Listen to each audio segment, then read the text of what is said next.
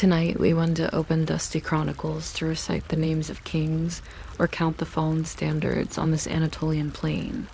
Instead, we step into the slow heat of a day whose horizon feels wider than the war itself, where the air hangs heavy enough to press against tense armor straps and every patient heartbeat waiting for orders. Out here, the sun doesn't just shine, it supervises leaning low like a foreman with no plans to leave, watching as the dust gathers around spear points and the wind toys with the edges of banners that have not yet chosen whether to rise or fall. Two armies face one another in stillness, lines drawn sharp as if by a ruler that favored precision over mercy. Messengers shift in their saddles. Quartermasters tally grates no one will remember. And somewhere between the tents and the thistles in the thin corridor of air, where expectation lingers, the day waits to be broken open by words. Some shouted, some whispered, all sharp enough to change the weight of history before dusk. So lower the lights. Let the dry wind of Manzikert drift through your thoughts. And if your breathing begins to match the patient rhythm of hooves standing somewhere out of sight, that is only the night reminding you it has time for every story, even this one. Stay if you wish, or drift if you must. The plane will keep its silence either way, holding the moment for as long as it takes. The wind carries no verdict, only the smell of canvas and trampled grass. A rider shifts in the distance, his shadow spilling long across the pale dust. But no signal rises yet, no banner leans forward to speak. Even the mules have gone quiet, tails flicking in rhythms older than any trumpet call. Here, time stretches thin, taut like a bowstring waiting for the first hand to touch it. When it comes, history will not arrive with fanfare. It will come as it always does on plains like this, a single phrase traveling faster than hooves, a murmur turning into an order turning into a fate no one can untangle once it leaves the mouth that gave it breath. The rumor starts as lightly as dust carried on wind, just a breath, but enough to find every ear in its path. On a hot Anatolian afternoon, the sun leans low like a foreman who refuses to leave, and every strap and buckle has been biting the same patch of skin since breakfast. Manzikert lies quiet at first glance, a pale plain scored with irrigation lines and the occasional thistle pretending to be a tree. Two sets of tents face one another at distances measured by someone with a slow, deliberate hand. Standards flicker like bookmarks in the wind. A scribe works at fixing a broken reed pen with his teeth. Quartermasters watch mules argue with bundles of arrows. Between these ordinary details, the ink, the canvas, the shifting light, the day carries a stillness thick enough to fool anyone into thinking it will remain predictable. But the air already knows better. On one side, there is an emperor whose business card would have been a little complicated. Romano's basal nephew, Constantine's son-in-law, soldier by preference, knows the difference between a battlefield you choose and one that chooses you. The Byzantines do not so much stand as they unfold across the plain, a long language of spears and banners stretching from the center. Where the purple tent is not quite purple enough to the wings, where allies and second cousins of the empire have arrived with their own ideas about punctuality and pay. The Seljuk camp waits at a polite distance, light and mobile, rather like a picnic that could be packed away in a hurry. To the Byzantine left and right, there are contingents that speak Greek sometimes, Armenian when convenient, and a dozen other tongues when you least expect it. You can practically hear the translators sharpening themselves like knives on the whetstone of necessity. The field looks neutral, though fields rarely are.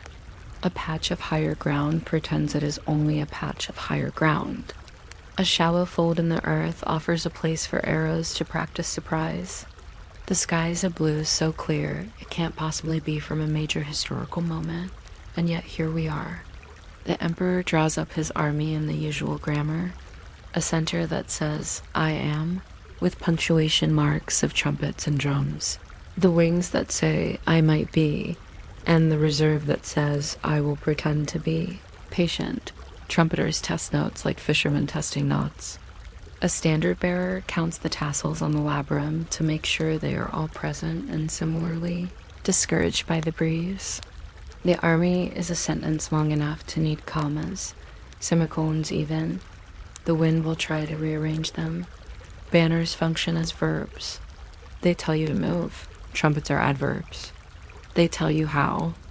If you think of the manual of Byzantine signals as a phrase book, you will not be far wrong, though like all phrase books it has gaps. And the gap between advance in measured order and advance in measured order, but please watch for horse archers trying to write on you with arrows, is one of the larger ones. The language is old and mercifully short. It does not have a word for the emperor is dead, because you are supposed to know this when you see the proper standard fall. And anyway, why make that sentence easy to say? The center's banner, a square of image and thread, glows just enough to make ambitious men think long thoughts. Near it, a clerk inventories spare cords.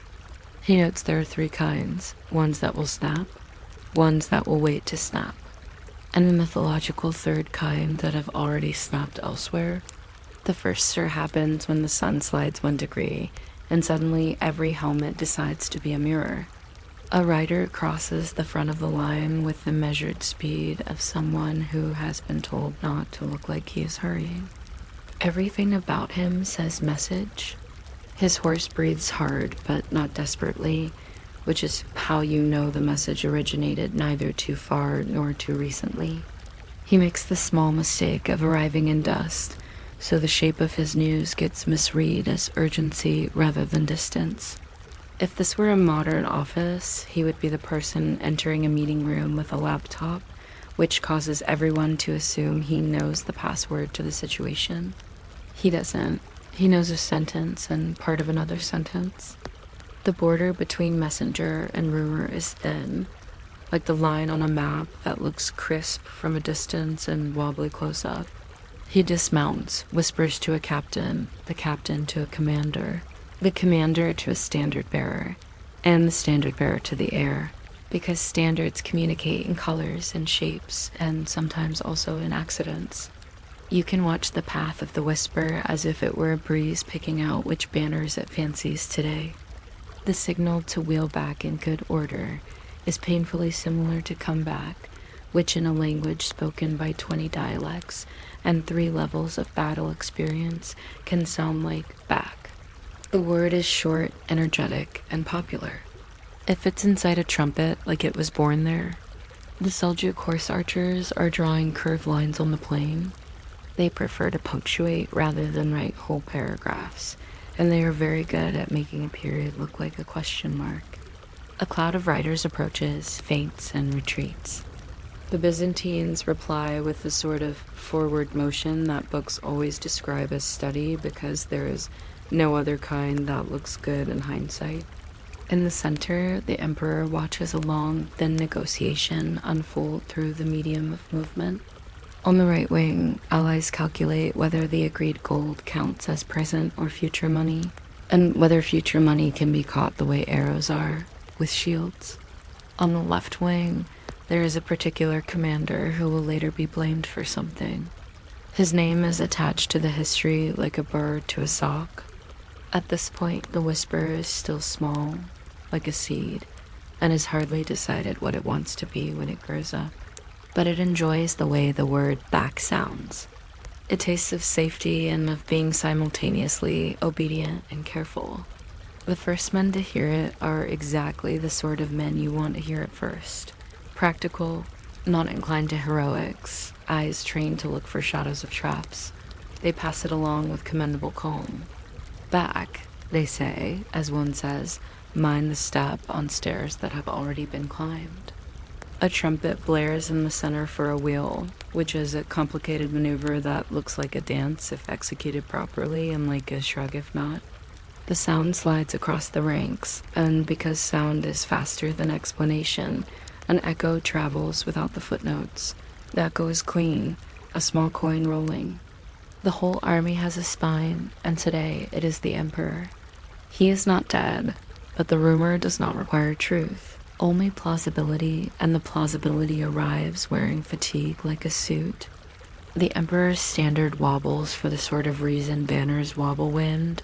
An eager hand, the problem of physics in a moral world. It is enough. The whisper enjoys a growth spurt.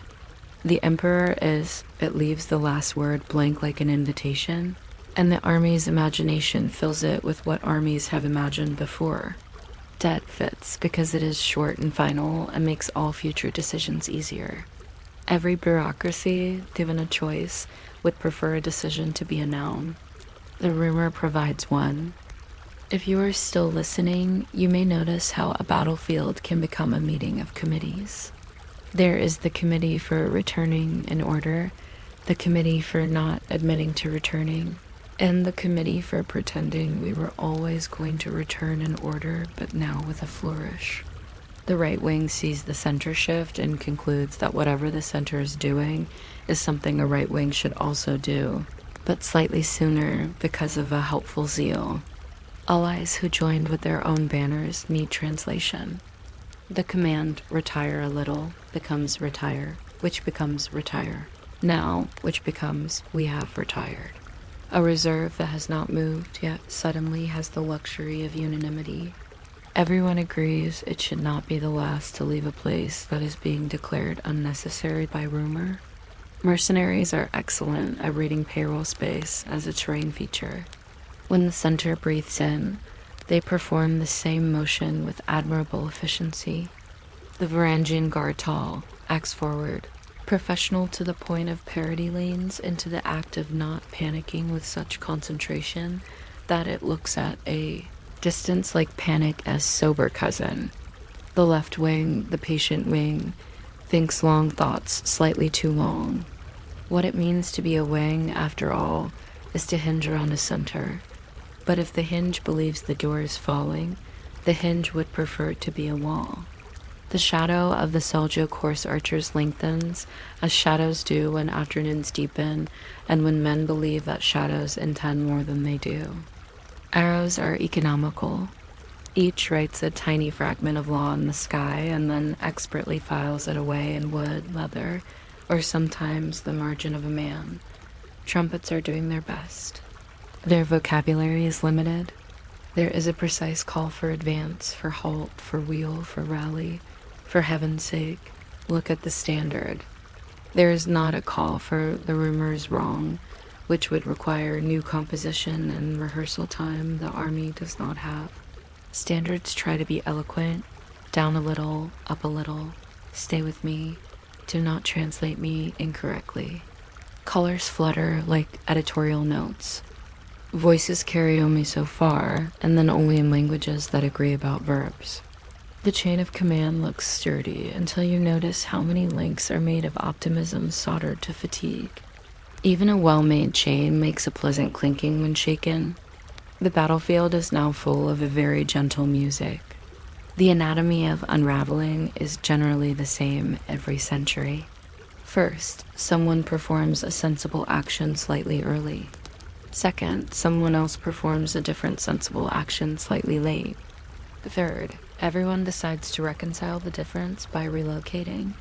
The Byzantines are good at order. They trained in it. They kept registers about registers.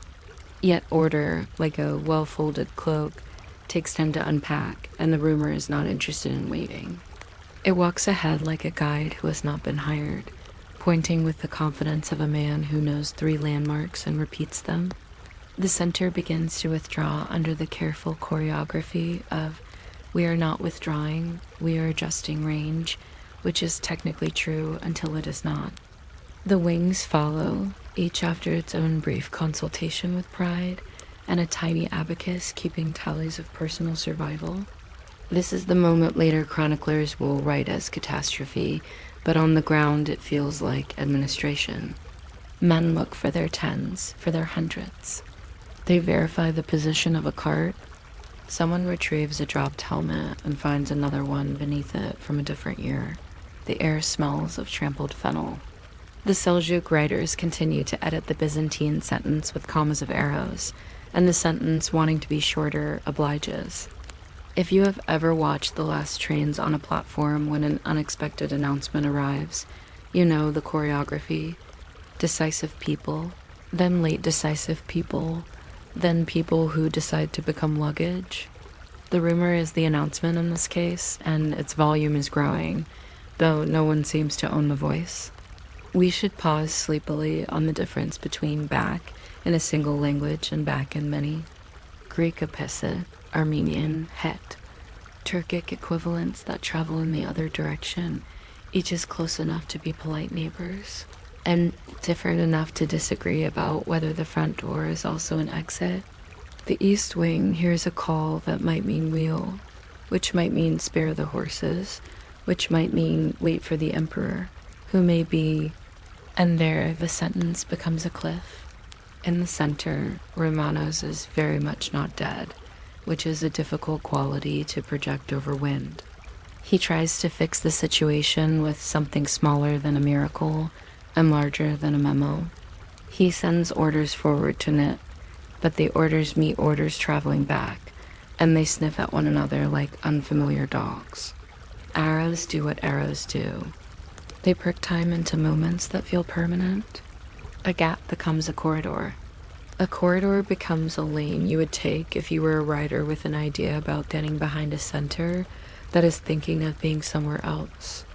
The Seljuk commander, patient and mobile, obliges the gap by filling it with motion. The Byzantines are now performing two choreographies at once, the last steps of an advance and the first steps of an orderly return. At the seam between those choreographies, shoes catch. In a later century, an opera would metaphorize this, but in the moment, it is just men realizing that the place they are standing is no longer an approved place to stand.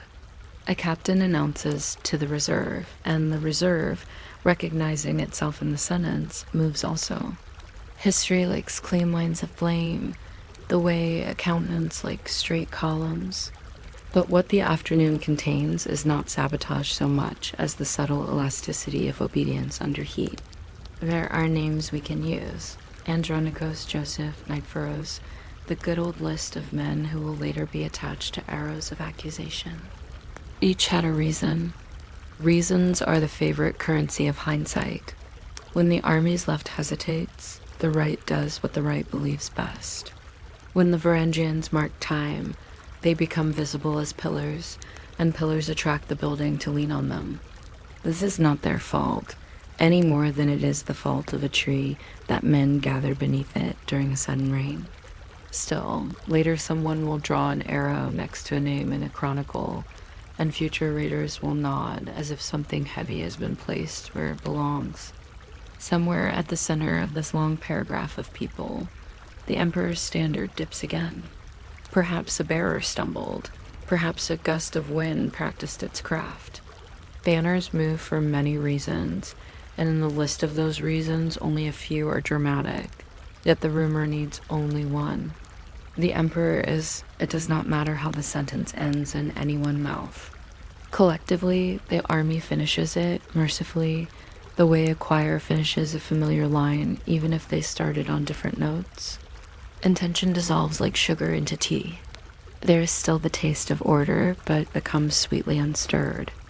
Afterwards always arrives while the day is still warm. Captivity, when it comes, is not a single door closing, but a zipper running its neat teeth through one more length. Romanos alive becomes a guest by necessity. In the Seljuk tent, velvet speaks the same language as canvas. Shade, courtesy, the basic ergonomics of defeat. Mercy is surprisingly efficient. The exchange of courtesies is shorter than the exchange of arrows, and everyone seems grateful for the change. The Sultan, Alp Arslan, receives an emperor with a handshake that later generations will try to embroider with theatrical details, because a simple handshake is too sly for legend. They discuss terms using interpreters who know the difference between ransom and respect, old friends in the empire of words. In the Byzantine camp, men count. Losses become numbers that fit on wax tablets. A clerk licks a stylus and stops himself, remembering that wax does not require moisture. He writes very small because nobody has ever regretted leaving space at the bottom for explanations. The messenger who began this sequence somewhere miles and hours ago may still be telling his original sentence to someone who has finally stopped walking long enough to listen.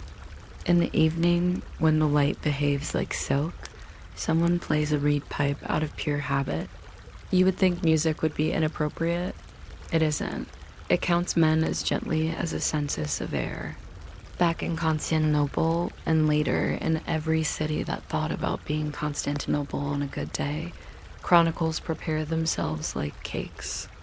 Layers are made, then filled with explanation. One chronicler prefers the vanilla of treason, another the honey of incompetence, another the cinnamon of fate. A monk copies "the emperor is dead" in a margin, then crosses it out because he has just received a note that the emperor was not dead at that time and would appreciate the correction. But the rumor has already worked its subtle immortality. It will be printed in the memory in a typeface no one can quite change. Blame travels as quickly as rumor did, possibly because it uses the same roads. The empire adjusts its calendar to include one more significant afternoon. Anniversaries appear. Soldiers learn that the shape of a battle is remembered not as a map, but as a sentence, a beginning, a middle, a turn. Their pay chests say other things. The Seljuks add their own line to their own map, neat, reversible, but written nonetheless. If you look closely in later documents, you can find the handwriting of the rumor, sudden shifts in phrasing, an emphasis on standards, notes on the proper raising and lowering of cloth, as if cloth itself contained a theology. Manuals expand a little. Trumpeters train with extra patience. Some officious genius suggests a new call for disregard previous call, which is received with the silence it deserves. What remains most interesting, in the very quiet way that keeps you pleasantly drowsy, is how a whisper found the exact seam of an army's confidence and picked at it like a loose thread. It was not the most important thing that happened. Armies have been surprised before and after. Contracts have been debated with sharp steel, but it is the detail that fits best into a pocket. Tiny facts are good travelers. A messenger misread by dust. A banner dipping because air behaved as air does.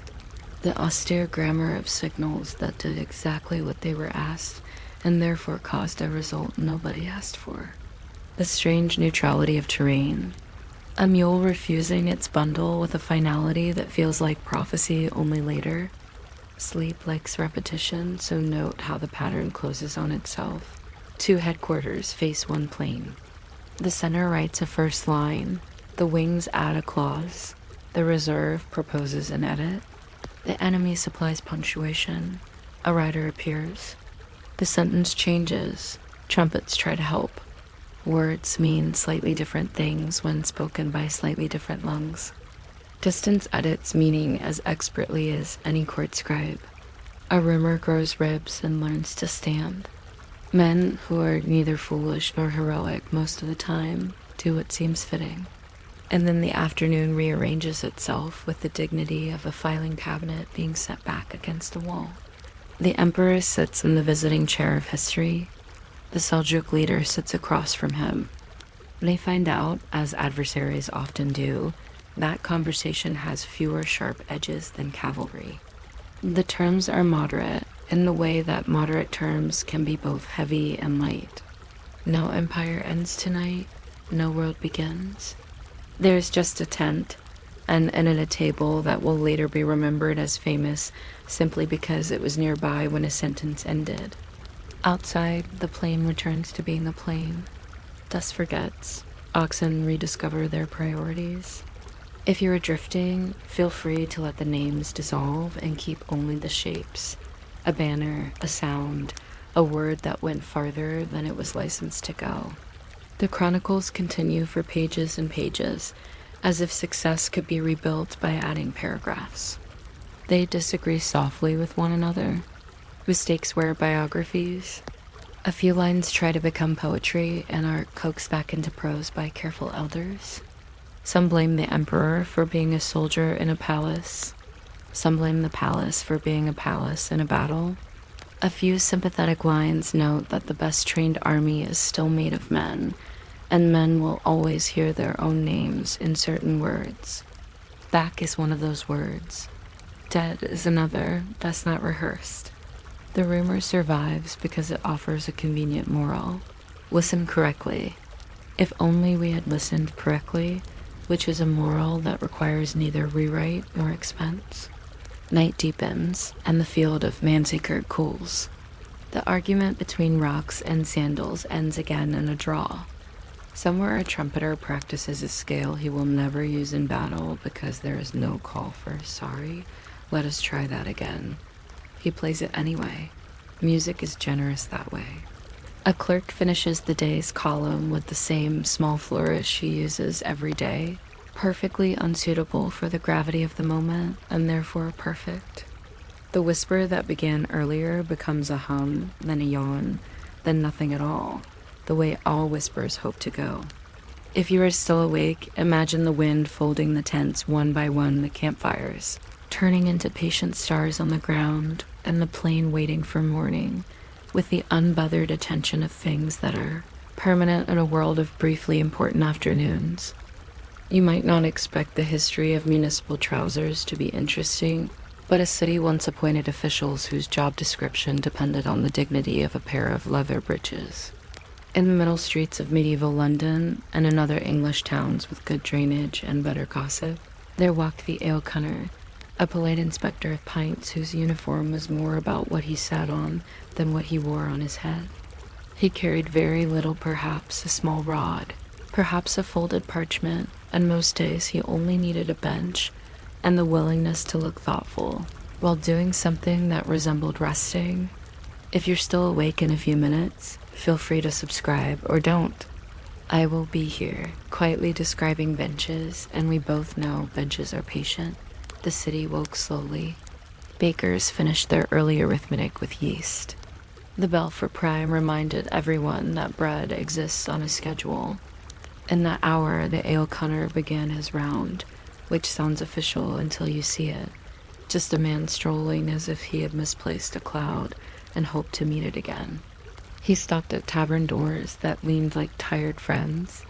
He noted signs, a swan that had been a goose for 3 generations, a mermaid who had lost her comb and chalk marks that told the story of rents paid, rents argued, and rent chalks borrowed from neighbors. The ale cunner greeted sellers by name. He knew which one had the door that always stuck near the hinge, and which one breathed out cool damp air like a cat issuing advice. His authority derived from the assize of bread and ale, a document that behaved like a parental note pinned to a market stall. It explained with square numbers and round words how much bread should weigh when wheat cost this or that, and how ale should be sold at a price that kept citizens upright and brewers solvent. The city council loved this kind of thing, the way councils love any list that gives them permission to carry a little hammer, but the list did not say how to taste. Tradition wrote that part with a quote cut from equal parts experience and rumor. And so the ale cunner would sniff, and he would sip, and then, when dignity and leather aligned, he would perform the test that everybody talked about and nobody admitted to finding funny. He sat. The bench was not a throne. It was a device. Brewers poured a quantity of ale upon it, not enough to encourage a disaster, not so little that it seemed stingy, and the ale cunner took his seat in his leather breeches and waited. If the ale contained too much sugar, if the brewer had coaxed sweetness into the barrel to hide a fin or hurried brew, the seat would try to keep him. Stickiness was a civic metric. The longer he stuck, the more likely a quiet fine would follow, accompanied by a safety lecture for the brewer, and perhaps a reminder about water barrels. You can imagine the scene. An inspector with a dignified expression, sitting on his work, gazing at nothing in particular with the concentration of a saint in a small window. The test did not always happen, of course. Most ale passed by nose and sip. But the bench story refused to retire. It was too good, and it had everything. leather, patience, and the public interest. Records like numbers more than benches.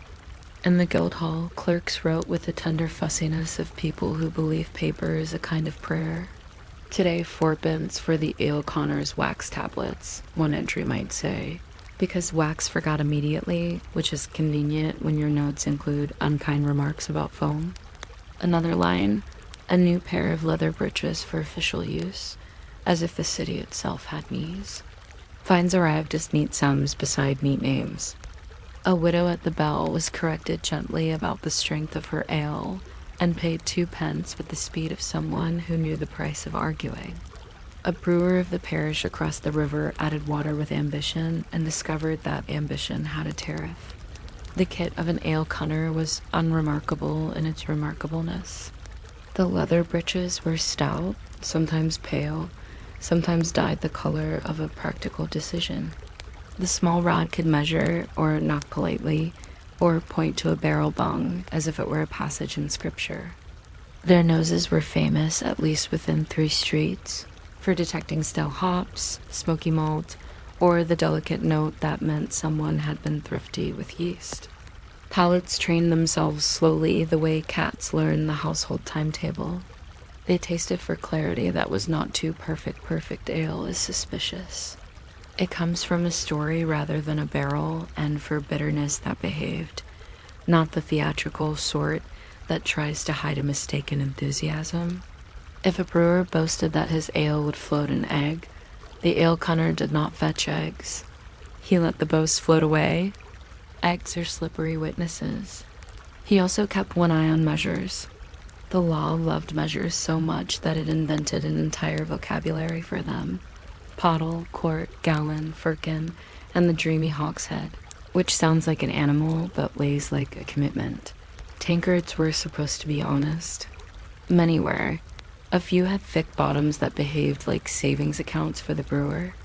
The ale cunner held them to the light, such as it was, which in some taverns meant the light had to be bribed. He measured gently, not because he feared argument, but because measurement is a fragile religion.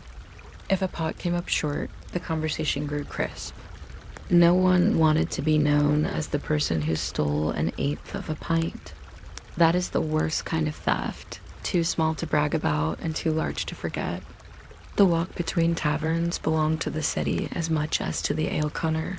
He nodded to lime wash drying on a wall, and wondered why lime wash always looked tired, no matter how recently it had been applied. In a lane where laundresses sang the same 4 lines with different vowels, he smiled at a boy warming his hands over mashed steam. The brewery smelled like wet bread trying to finish a sentence. Huge tuns sat in a row like contemplative animals. Wooden paddles leaned in corners with the professional slouch of people who knew they would be needed later. Someone had written a prayer on a beam. Someone else had written a recipe on a doorpost where everyone would bump it with a shoulder and remember it by osmosis. If you are still with me and you can feel your eyelids bargaining, that is perfectly ordinary. Brewing days stretch like yarn and produce the same soft result. At a certain tavern, the kind called the Cock, or the Fortune of War, for reasons that had nothing to do with birds or fortune, the ale cunner practiced the foam test. Ale tells time with bubbles. Good foam clings to the side of a mug the way a shy person clings to good news, slowly relaxing down the glass in tidy rings. They called these laces because everything in an old city eventually gains a garment metaphor. If the foam fled early, it said the brewer had rushed the work or scrubbed the cup perfunctorily. If the foam stood still like a soldier, it hinted at something added that ought not to be added. The ale cunner did not scold foam. He watched it like leather. Foam knows, and foam writes in its small calligraphy on the glass. He wrote nothing while he walked. Yet later his day appeared in ink, composed by someone at a desk who had never seen the bench. So much for fines and so much for renewals. The clerk's line would run, and the ledger would look as if a very patient crab had walked across it. Beside these lines, the city's health quietly improved, because ale had a way of being safer than water in a world with exuberant drains. This was not magic, but biology dressed in medieval clothes. Boiling and fermenting quieted things that should be quiet. An ale cunner, by insisting on certain standards, helped the invisible ledger of illness and wellness beat a little more in the citizens' favor, though no one praised it in speeches and no one carved it on a bone flute. On market days, the job became a kind of choreography. People bought with lips as much as with coins. A traveling brewer with a cart offered ale like a portable afternoon. The ale cunner drifted there too and tasted from a jug that looked surprised to be permanent. He asked questions that were more like gestures. Where did the water come from? A well that was friendly most months, a stream that lost its patience in storms. What malt? Barley from a man near the downs whose field enjoyed the attention of geese. How long did it sit? As long as it needed, which is to say, as long as the brewer slept well. Fines were small because they had to be paid. Nothing ends a standard faster than making it unaffordable. The city preferred repentance you could count. Every now and then, someone tried to outwit the process by seasoning ale with experiments. A pinch of soot, a pinch of something not quite soot, a handful of herbs that belonged in a spring stew and not in a cup. The ale conner's mouth became a council. He made that face people make with a lemon, the face that says, I respect your ingenuity. Please try it on someone else. He would then lean on his small rod and repeat a phrase traditional to the office. This will not do. It is a beautiful sentence. This will not do. It lives in many offices. It does not argue. It merely reports the future. The social life of an ale cunner turned on corners and greetings. In the mid-afternoon, he encountered a brewer's wife who could lift a barrel by one iron ring and smile while doing it. She asked after his breeches the way one asks after a mutual friend who has seen too much. They are well, madam, he replied. They are acquainted with the world. In another alley, he watched a group of apprentices by the door of a tavern rehearse a song whose lyrics consisted of the word ale, repeated many times with different moral convictions. And he thought, not without fondness, that youth is a yeast with its own schedule. In a church porch he paused because the stone was cool and the smell of last Sunday's rosemary still visited. The city was a barrel filled with moods. An inspector walked through them and took the temperature with the tip of his tongue. He also kept the peace where measures and emotions met. If a landlord shorted a pot and a sailor noticed, the conversation could grow nautical. The ale cunner arrived like a punctuation mark, usually a comma, occasionally a semicolon. He measured, he nodded, and he made those small adjustments to pride that prevent the need for a mop. People trusted measurements performed by someone who had inspected the bridges of the truth and found them serviceable. A short pot became a full one. A fine joined its brothers in the ledger. The afternoon calmed itself as ale calms itself, with a short, generous hiss. Late in the day, he visited the brew house behind the Guildhall, where the city kept its own pots for festivals, when ale and politics became carefully indistinguishable. Here the vats were as wide as certainty. He climbed a short ladder and looked down. The surface of the wort told him the day's mood. No hurry, low bubbles, a soft brown like bread telling a bedtime story. He put his hand to the oak and felt the slow, pleasant warmth of labor turning into community. All right, he said to the room, because rooms sometimes ask. He thanked a cask for being a cask. The cooper, who had folded lines into wood with the skill of a poet arranging headaches, grinned without looking up. They had both chosen professions that solved problems by rounding them. Myths grew around the office as ivy does. It was said the king, S.L. Connors, there were 4 appointed for the city of London, were so respected they could drink without paying, which probably looked true from a distance and less true from the point of view of a brewer's ledger. It was said they once walked on fresh ale to show its strength, which would be a miraculous day for yeast and an unkind day for boots. It was said they wore white leather so that sticky misdeeds could not hide. What the myths agree on is the quiet glamour of a person who can tell you, with authority, whether what you are drinking is itself. Authenticity was a civic virtue long before it became a marketing department. The leather breeches aged like reliable books. Each crease told a story. There was the crease from the bench in the tavern near the bridge, and the crease from the cart ride taken because rain pretended to be a tax. There was a small stain from a spilled pottle that had leapt suddenly enthusiastic when a wedding party cheered. The breeches learned to fit both the inspector and the city. They absorbed the idea that standards are comfortable when they are remembered and a little tight when they are not. If an apprentice asked to try them on, the ale cunner handed them over, not ungenerously. The apprentice would stand, look down, and laugh at how the world changed when one's work sat so close.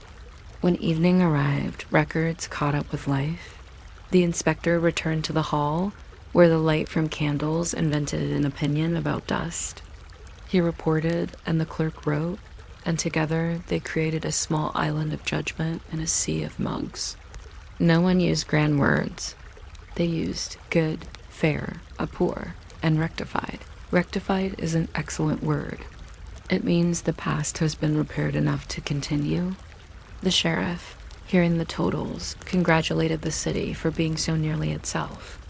The fines went partly to bridges, partly to candles, and partly to the pockets that made city governance possible, which is to say, pockets that had learned not to jingle in church. Sometimes, in a margin, a clerk also wrote a note about weather: rain all day, brew houses happy, or great heat. Ale thin by evening. These comments are the kind a city keeps to remind itself that laws, like people, grow stronger when they are watered and weaker when the sun stares. Reading them today feels like finding pressed leaves between pages. They keep their shape, even if the tree has moved. Beyond London, villages practice their own versions. In Shrewsbury, an ale taster inspected with a humility that made hens consider careers in administration. In York, the office rotated with the seasons so that no one would forget the flavor of duty. In far taverns, a man might be both brewer and taster in different weeks, which is wonderfully human and seems like a conflict of interest until you remember how communities work. Everyone knows where the water comes from and who has the keys to the barley. Everyone knows whose ale tastes of nettles and whose tastes of Sunday. An inspector here would sit less, sit more, and write not in ink, but in comments carried by way of bread ovens and church doors. The job, as jobs do, drifted. Hops entered English ale like punctuation entering a paragraph, and beer became more stable, more portable, and more argumentative. Measures fixed themselves into iron. The bench lost some of its fame, retained all of its humor. Leather breeches continued to exist because a city always needs someone wearing something practical. The office migrated, changed names, found itself modernized into environmental health and consumer protection, armed not with breeches, but with thermometers and calibration stickers. Yet, if you squint at a modern inspection at the clipboard, at the way a person taps a gauge and nods, you can see the old walk. Standards wander the same streets, wearing new shoes. There is something soothing in thinking of a person whose job is to notice whether liquids are honest. It suggests a universe where small deceptions are corrected by patient people with good noses. The ale conner's day ends without applause. He returns his rod to its corner. He hangs the breeches where leather sighs. He steps out into a city that smells of dinner. The evening glosses the streets with a very thin paint of gold.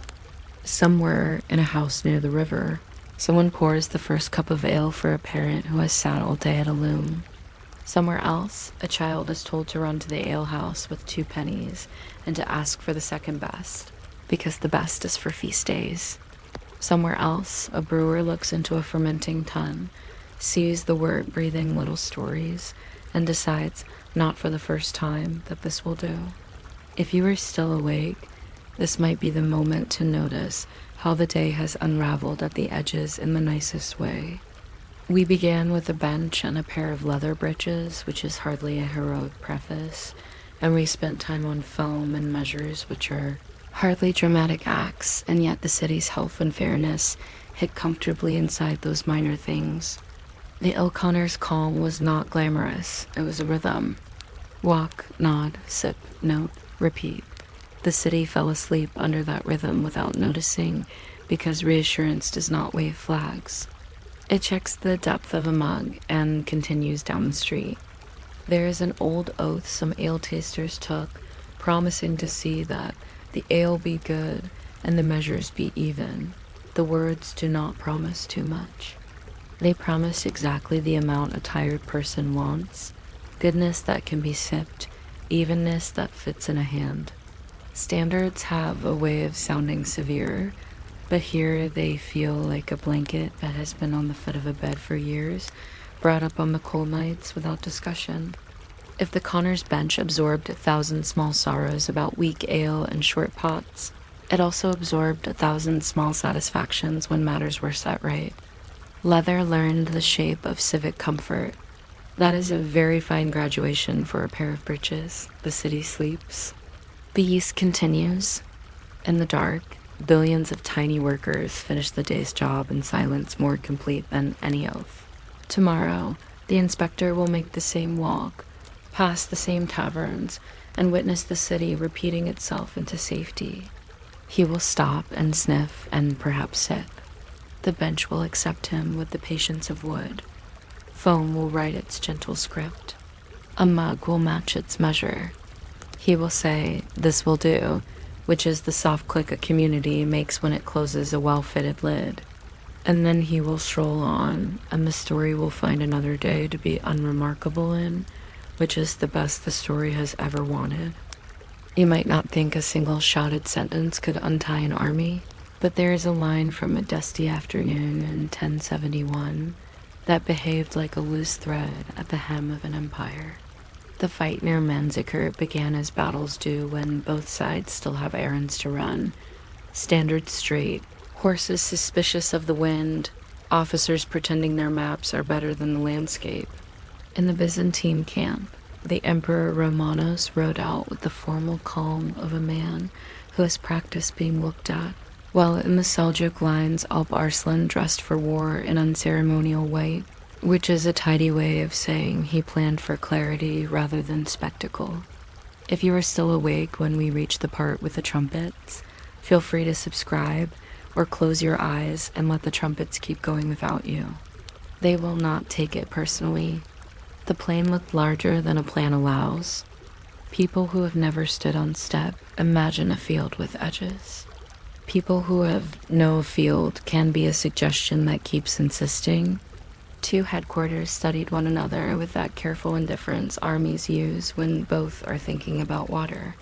Scouts drew nervous commas in the dust. The first exchanges were efficient bows, speaking in narrow syllables, skirmishers sketching the outline of a day. Romanos' order of march looked sensible on parchment, and worked as long as parchmentized required to breathe. He advanced, tested, paused, and advanced again. Every cautious step made it a little later, which battlefields treat as inflation. On the other side, the Seljuk horsemen practiced the kind of arithmetic nomads like best, subtraction disguised as multiplication.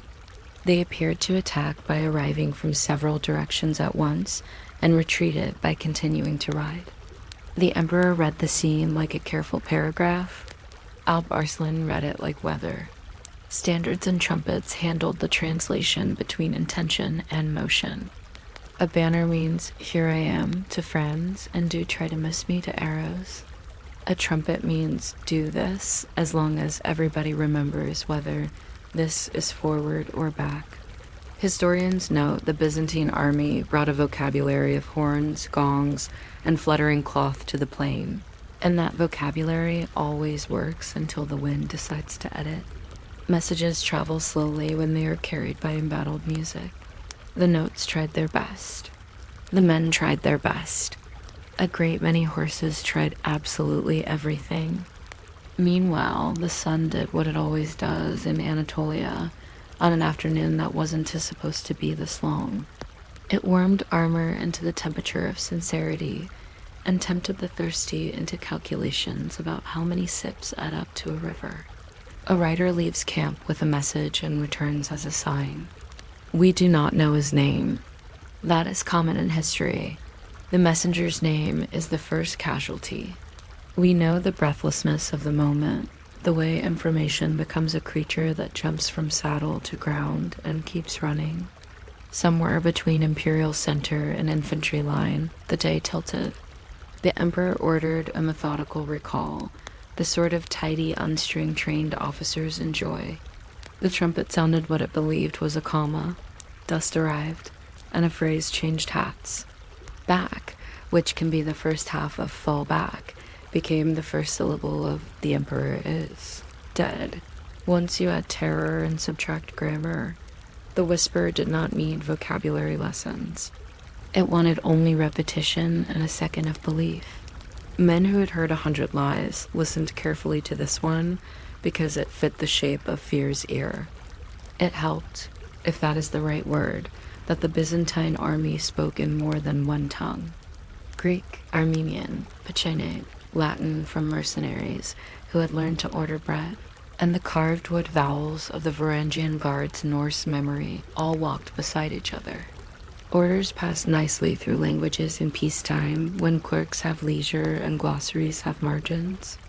In battle, words grow impatient, and patience is most of translation. Back in one ear sounded like dead in another. Rally carries an accidental rhyme with route if you shout it into wind. A rider waving reassurance looks a great deal like a rider waving goodbye. The rumor got legs entirely suited to the landscape. It moved faster than organization, which is a kind of metaphor for many afternoons. On the wings, men saw what men on wings always see, movement that could be cleverness or collapse depending on whether one has eaten. Archers glanced over shoulders and read uncertainty as a weather report. Mercenary cavalry measured the situation in the coin of tomorrow's contract. Stay and be noble, or leave and be employable. Farther in, infantry who had been taught the correct geometry of retreat considered the incorrect geometry of running and decided the difference between them was mostly vocabulary. The Varangians, professional in the way oaks are professional, held for the time oaks hold. They guarded the emperor by guarding the idea of guard, which is to say they made a circle and believed in angles. Up ahead, Seljuk horsemen executed their curriculum of feigned flight and real arrows, and the Byzantines, admirably instructed to follow only if they meant it, followed a little and then wondered what meaning currently cost. The chain of command did what chains do when pulled in several directions. It tried to be a rope and became a necklace. Signals produce replies with the correct number of syllables and the wrong number of feet. Between headquarters and rear guard, a single hill decided to be taller than last time, and the messenger who could see both sides discovered he could only see his own horse. The emperor considered his line, which had a gap in it that behaved like an invitation. He sent orders composed with care. They arrived with a kind of enthusiasm that creates interpretive dance. Somewhere in that polite turbulence, the whisper acquired embroidery. Not only was the emperor dead, he had been abandoned, or he had been captured, or he had gone back to camp to count naps, or he had never left the morning. The rumor chose the version each ear needed. It mattered that politics rode in the baggage train. A few noble families had packed grievances as carefully as they packed cups. While the emperor did his arithmetic in the dust, someone near the reserve did theirs in the future. Andronikos Doukas, holding troops that were supposed to be the day's pause button, judged the hour unsatisfactory and began to compose an alternate ending in which leaving early would read as prophecy. The line between prudent withdrawal and treason is thin enough to cut cheese. He stepped across it at a pace difficult to quote. When a reserve decides to be absent, it creates a hole that writes its own paragraph. Men who had not been thinking about the city behind them suddenly remembered addresses, a phenomenon common to soldiers and to shoppers whose baskets have become unexpectedly heavy. The emperor was not dead. He was where emperors belong at the stubborn center, discovering that a rumor in battle is like a stone thrown into a lake whose edges you cannot see. The ripples bring strangers to your feet. His circle shrank into a crescent and then into the simple shape of trying. Shields made that wooden clack that always sounds like history counting. Arrows looked for their names. A standard leaned a little and was corrected by a hand that had no time for symbolism. When dust began its soft approvals, a Seljuk wedge slipped through the arithmetic, and the Varangians, fierce students of last stands, learned again that last is an adverb with a good memory. One of them, or perhaps many of them, must have noticed the odd poetry of protecting an emperor from the news of his own death. When the day exhaled, imperial headquarters became a moving rumor bounded by iron and intention. Alp Arslan, who had intended a formal lesson about caution and now found empire in disarray, sent men as geometry rather than anger. Somewhere amid that geometry, Romanos was unhorsed and raised again into the custody of people who were not his. The fight peeled away from him as fruit peels away from a stone. The field, pleased to be a field again, remembered how to be silent. In the Seljuk camp, they led the captured emperor under a tent and gave him water. You may picture the moment in any of the versions provided by later writers.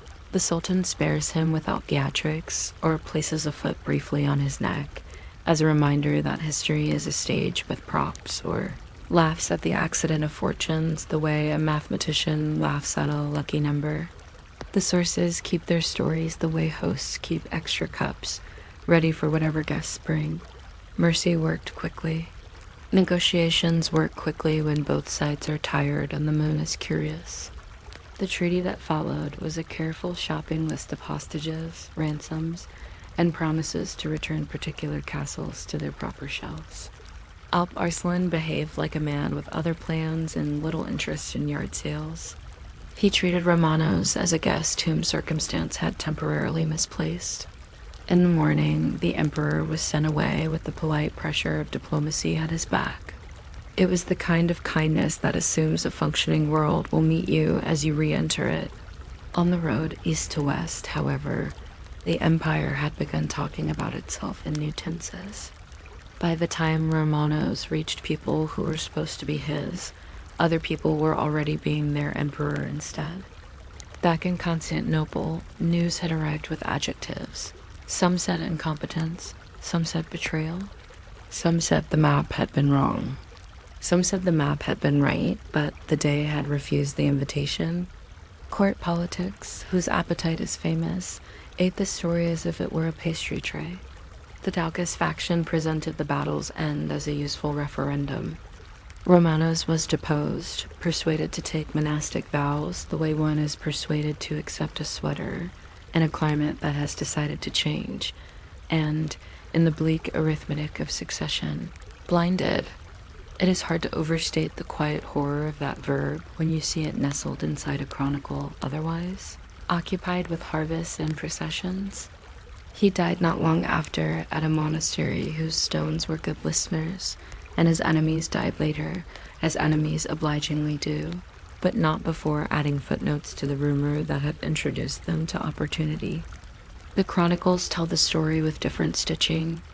Michael Italiats, who like detail the way scribes like sharp pens, blames the reserve force and its convenient retreat.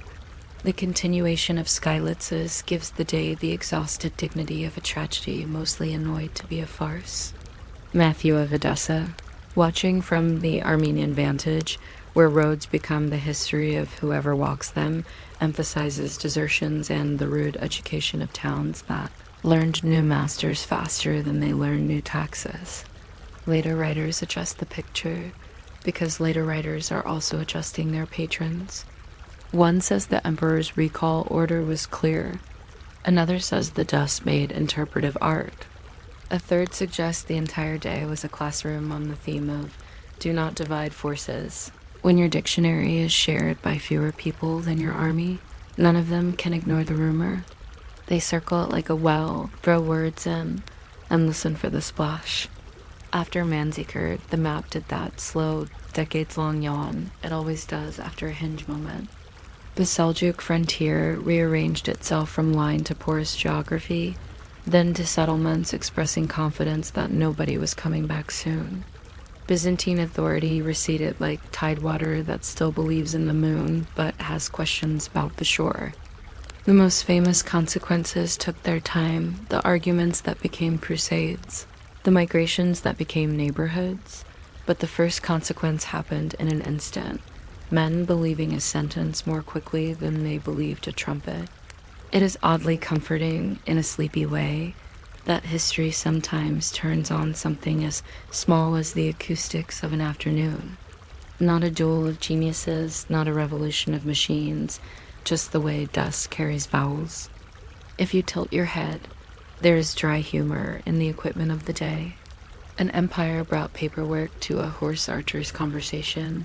Trumpets tried to pronounce paragraphs. Banners flapped the way flags always flop when they need to fly. Officers used pebbles to sketch on leather shields, the very geometry they were about to see misapplied. A scribe in the baggage wagons had already drawn a clean line across a page to summarize victory, and found, by evening, he would need to cross it out neatly and replace it with a sentence that began, owing to unforeseen whisper, the Varangian Guard, those meticulous men with axes like punctuation marks, held long enough for some historian centuries later to remark that they held, which is the soldier's nearest approach to immortality. And in the Seljuk tents, cooks practice the gentle science of stews because hunger does not read communiques. There is an old observation that armies run on their stomachs, but most armies also run on their assumptions. At Manzikert, the assumptions had been sensible at breakfast and faulty by late afternoon. Romanos assumed recall meant recall.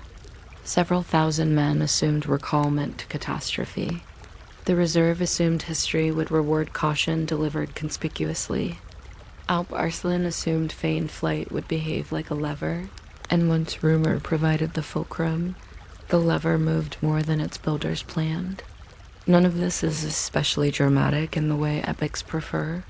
It is fussy, administrative, tired, and therefore very human. The empire did not crash. It sagged. The army did not shatter. It melted at the edges where organization turns into people.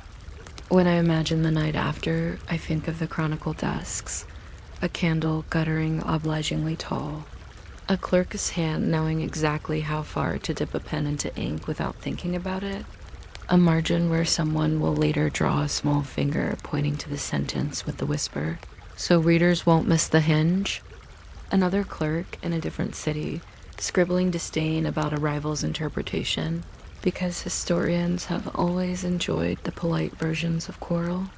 Someone underlines the emperor is dead and writes false above it, not to correct the past, but to reassure the present. Meanwhile, beyond the clerks, farmers listen to news the way wheat listens to wind, noting, swaying, continuing. The land keeps the sort of diary weather understands. There's no need to force meaning onto it. The battle did not invent decline. It accelerated chores that were already on the calendar, but it gives us a quiet parable about communication. A system with trumpets, banners, and written orders lost to a four-word sentence because the sentence fit in the space fear had cleared. One imagines a modern training manual with a page titled Contingency Planning for Ambiguous Acoustics, followed by a flowchart that leads in every case to do not let your strategic reserve become a metaphor. It would be a good page in many manuals. It would also be ignored when the dust arrives. What lingers for bedtime is the picture of soldiers learning, one by one, that the story of their day has changed, and passing that story along, because passing stories along is what humans do best. You can almost hear it at the level of breath, the emperor, and then the rest of the sentence shaped by the listener's eyes. Some herd is calling us back and straighten their ranks. Some herd is dead and unfastened their afternoon. Somewhere I like to think a man herd is tired and thought, yes, we all are, which is the truest report any battlefield ever produced. By morning, the whisper had become print, and print had become memory, and memory had become explanation. Alp Arslan had gone back to being busy. The empire had gone back to being complicated. The men who believed the wrong sentence went back to being people, which is the occupation we all keep returning to. The dust settled like a clerk's patient hand on a ledger. The trumpets were cleaned and put away. The banners dried and learned to be cloth again. And somewhere near the old field, the wind rehearsed the afternoon just once, as if to see whether sound still remembers how to travel.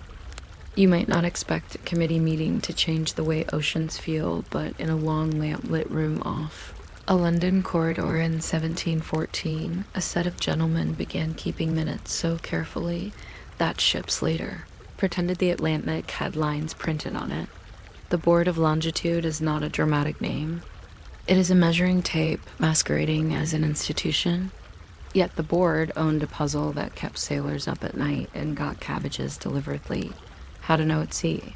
Not where you are north or south, which the sun and a simple instrument confess every noon, but where you are east or west, which is essentially a question about time. Approaching this through paperwork meant that people would bring receipts to the horizon. The Act of Parliament was clear in the way a grocery list is clear. Produce a method to find longitude within half a degree and receive a handsome reward. I like how the reward is called a reward rather than a prize, as if the ocean were a dog to be taught a trick with biscuits. If you are still awake when we get to the bit about the tea stains on the minutes book, you may subscribe or close your eyes or quietly award yourself a medal for attention. Any of those options will test out at roughly the same latitude. Before the great clocks, there were the small promises of dead reckoning. A captain started the day with a guess and ended it with an estimate ceremonially called a reckoning, the way you might call a nap a strategic plan. The ship measured speed with a log line, which is an honest rope tied to a wooden chip, and divided by knots at marked intervals, the origin of that very tidy word now attached to fast cars. A sailor tossed the chip astern, counted how many knots slid through his fingers in a certain number of heartbeats, or more respectably, in sand glass seconds, and declared the ship's pace. Multiply that by the angle of your faith, and you know where you are. The trouble arrived when waves made the arithmetic sulk, when currents carried the ship like a rumor, or when the helmsman steered a straight line that was chiefly a spiral. The stars helped, but stars speak in elegant generalities. What the sea required was a pocket watch with godlike manners, and the Board of Longitude, being a board, began by sharpening quills. The minutes from early meetings are indecisive in a very comforting way. Clerks record who arrived, who sent letters from elsewhere, and who could not attend due to unspecified weather, which might mean rain or politics. Proposals came in with the generosity of unbuilt bridges. Some correspondents suggested comparing the moon's position against printed tables. Some proposed magnetic inklings that would, if coaxed, point not to north, but to address. One man feared no embarrassment and recommended releasing caged birds, trained to fly home as if longitude could be measured in feathers per hour. The board dutifully examined all of this with a kind of politeness that makes British minutes a subgenre of lullaby. Members appointed subcommittees and commissioned observations and asked for accounts of funds expended on telescopic brass. Meanwhile, the problem itself, which was simply the difference between local noon and home noon, continued to hold court every day at exactly noon, invisible and exact, like a monarch seen only by the shadows we carry. Ships at sea could, in theory, compute this difference by watching the moon inch across the starry grid and comparing it to printed lunar distance tables as thick as kindness. In practice, sailors discovered that peering through a telescope mounted on a deck that insisted on not holding still felt like trying to take a neat signature while riding a dolphin. The alternative was to bring Greenwich along in your pocket. A clock that kept London time would inform you how far away London had become.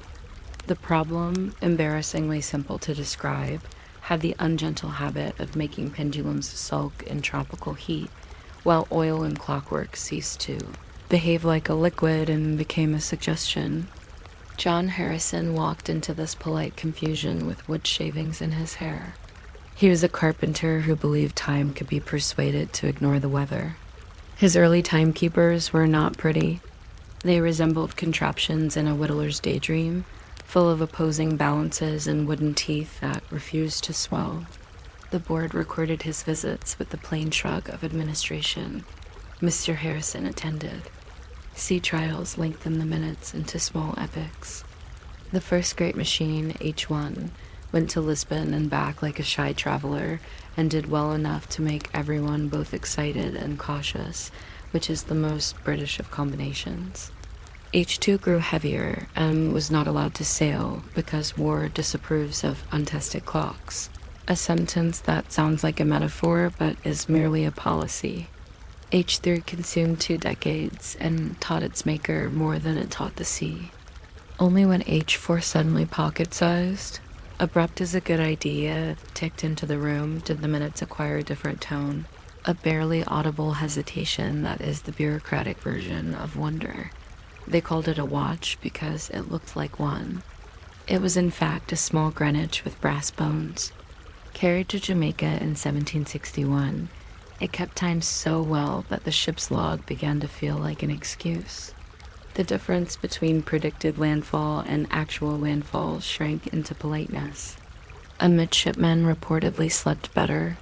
This is not celebrated in encyclopedias, but deserves a line. The board, accustomed to tempering admiration with caution and caution with new committees, did not open the treasury immediately.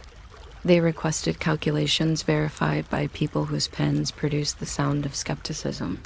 They asked for a second trial, then a third, which in fairness is exactly what you would do if somebody arrived with a portable answer to a centuries-old panic. There were points to be clarified, improvements to consider, a small garden of conditions to be weeded. Harrison, being a human person rather than an institution, developed a tone that the minutes record in neutral prose and modern readers detect as exhausted disappointment. Parliament became involved. A rival argument in favor of celestial methods needed respect, not because it was obviously better, but because science likes more than one hallway to the same room. The reward began to look like a staircase with extra steps installed while you were climbing it. None of this is scandal. It is paperwork asserting its right to be as cautious as waves. During these years, the minutes collect the quiet archaeology of rooms. Tea arrives and leaves rings where lunar tables used to sit. A clerk notes the cost of fire for the winter and the cost of oil for lamps, and in a neat hand the cost of a small box to carry the watch to the ship because even miracles require packaging. One entry records the lending of H4 to a captain with the condition that he not take it apart. Another notes that a copy will be made by a watchmaker named Larkham Kendall, whose name sounds like a minor harbor, but whose hands could imitate the tick closely enough to make metal remember instructions. K1, Kendall's copy, sailed with Captain Cook. Maps improved so smoothly that the edges of the world stopped behaving like rumors.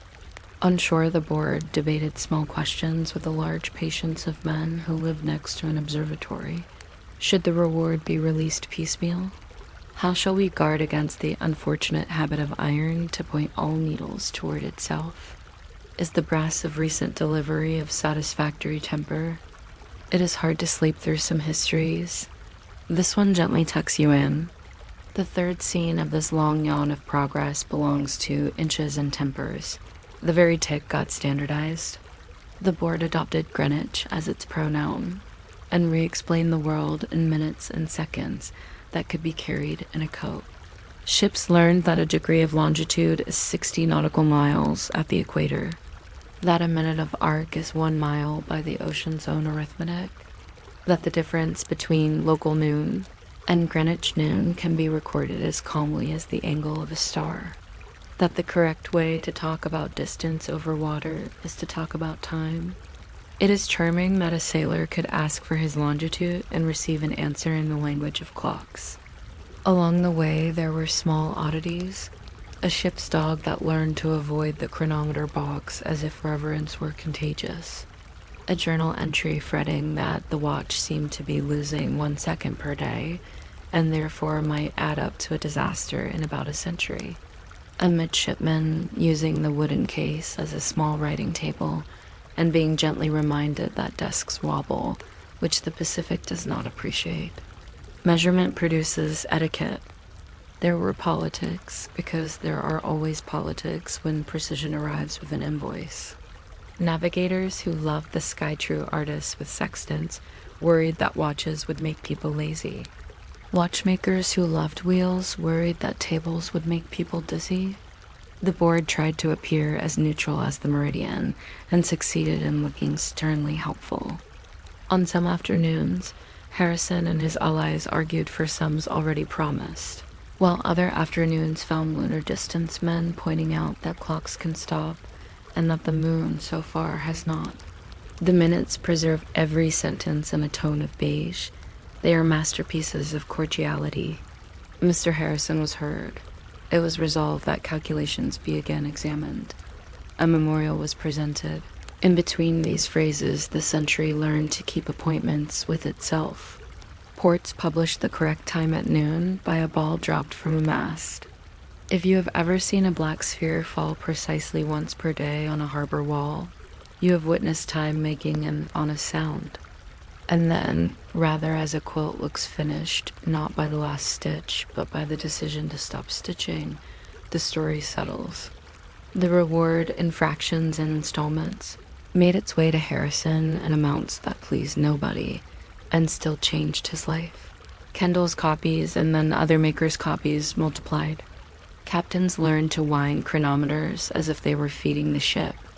Charts began to include warnings that now read like small size. Beware of magnetic variation near iron riches. Adjust for temperature. Be kind to numbers when the ocean is not. Cook circled continents with the calm of a man who dislikes guessing. The problem of longitude melted into the routine, which is the fate of solved terrors. Nobody writes poems about the day pencils were sharpened, yet the maps before and after show the difference exactly. The aftercare of the whole affair sits in boxes. If you wander the archives, the Public Record Office knows this lullaby, you will find the board. Estimate shelved with other committees whose names murmur themselves to sleep. There are packets of letters with seals broken long ago by clerks who did not realize they were unwrapping insomnia. There are account books where a figure has been corrected from 19 pounds to 19 pounds tenths, the difference being the price of gravity's patience. On some pages, you can see where a quill hesitated, as if the writer suspected the sentence might be remembered and wished to be boring in a careful way. The watches themselves, displayed under glass, look smaller than the ocean they once argued with. Visitors move along politely, and then by postcards of coastlines the clocks helped clarify. I like to imagine the original clerks would approve the gift shop.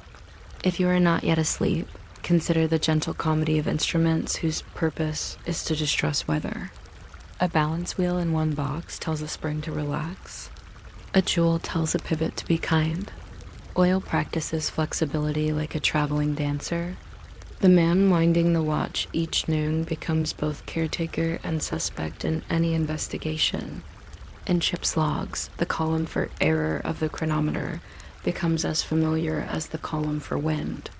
Captains grow fond of their timepieces, referring to them as if they were elderly relatives who need blankets, but give excellent advice. In one expedition's minute book, a note records that a chronometer refused to stop during a storm that broke the galley stove, which tells you all you need to know about tenacious machines and human priorities. Meanwhile, the moon continues to tour the sky precisely, and astronomers, pleased that sailors now consult them without panic, Go back to calculating eclipses for the kind of people who enjoy knowing future shadows by name. By the time the board dissolved in the 19th century, having turned a screaming question into a quiet, habit longitude had joined the furniture. Railway time and telegraph minutes finished the work by making noon arrive everywhere by wire. The sea, dignified even when overruled, allowed itself to be crossed along invisible threads of agreement. If the story has a moral, it is unassuming.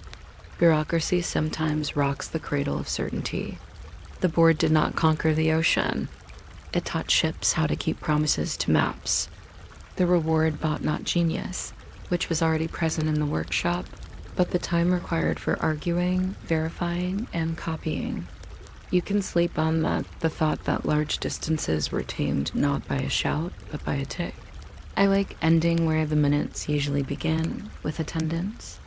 The roll call is short, a carpenter with a patient ear, a handful of astronomers who believe the sky is a ledger if you learn to read it, a committee that insisted on writing down every cup of oil poured into every lamp of doubt. Somewhere a clerk closes a volume, the leather warm from his hands. Outside, a harbor ball drops at noon and a row of watches agree, the way geese agree to fly in a line. On some distant deck, a midshipman checks the chronometer, writes losing 1 second, and feels a friendly mile move to its correct place on the chart. And the ocean, newly mapped, but still itself, keeps breathing in long, sleep-length tides, as if satisfied that time has learned to travel without spilling. You might not think a single word breathed into dust could change the shape of a plane, but at Manzikert, a breath apparently tried. It is a gentle kind of historical rumor, the sort that travels softer than hooves and still manages to write a footnote. The line most often repeated is small and oddly domestic for a battlefield. The emperor is dead. Not shouted, not trumpeted, not carved on a marble lintel. Merely said or half said, like a librarian's warning misplaced outdoors. We begin with 2 camps looking at the same horizon as if it were a shared tablecloth. The Byzantine emperor Romanos has his standards in a light wind. The Seljuk Sultan Alp Arslan has his archers arranged like punctuation, commas where you want full stops. If you're still awake by the time we reach the administrative problem of who carried which banner on which pole, feel free to subscribe or nap, or lightly nod in agreement at nothing in particular. I will never find out, and the plane will remain exactly the same size. The simplest way to picture. The day is with 2 headquarters resting on 1 table-sized map. Lines sketched in with a charcoal thumb, each commander privately believing the map likes him best. Romano's army is a many-roomed house composed of blocks and wings that trust their own doorways. Imperial guards whose helmets whisper about Constantinople's reflection in gold. Provincial troops whose armor reminds you that leather is patience. Allies who have strong opinions about when to leave. And mercenaries who measure loyalty with a calendar and a purse. They face open country, which is inconveniently cooperative with horse archers. The Seljuks do not line up like a book's spine. They move as if a scribe doodled margins that came alive. If this sounds like a recipe, it is, though we shall not set the oven to anything warmer than late afternoon. The field itself adds a small spice, heat that encourages armor to remember each soldered seam. Dust that textbooks omit and feet never forget. I imagine the signalers tested their trumpets the way a choir clears a throat, a brass mutter to see which note stayed obedient. On a good day, command is a language everyone agrees to remember. It arranges the unarranged. Banners mean, here I am, and move that way simultaneously. Drums are the low grammar beneath the sentences men make with their bodies. Trumpets declare commas and full stops, a kind of punctuation audible through sweat.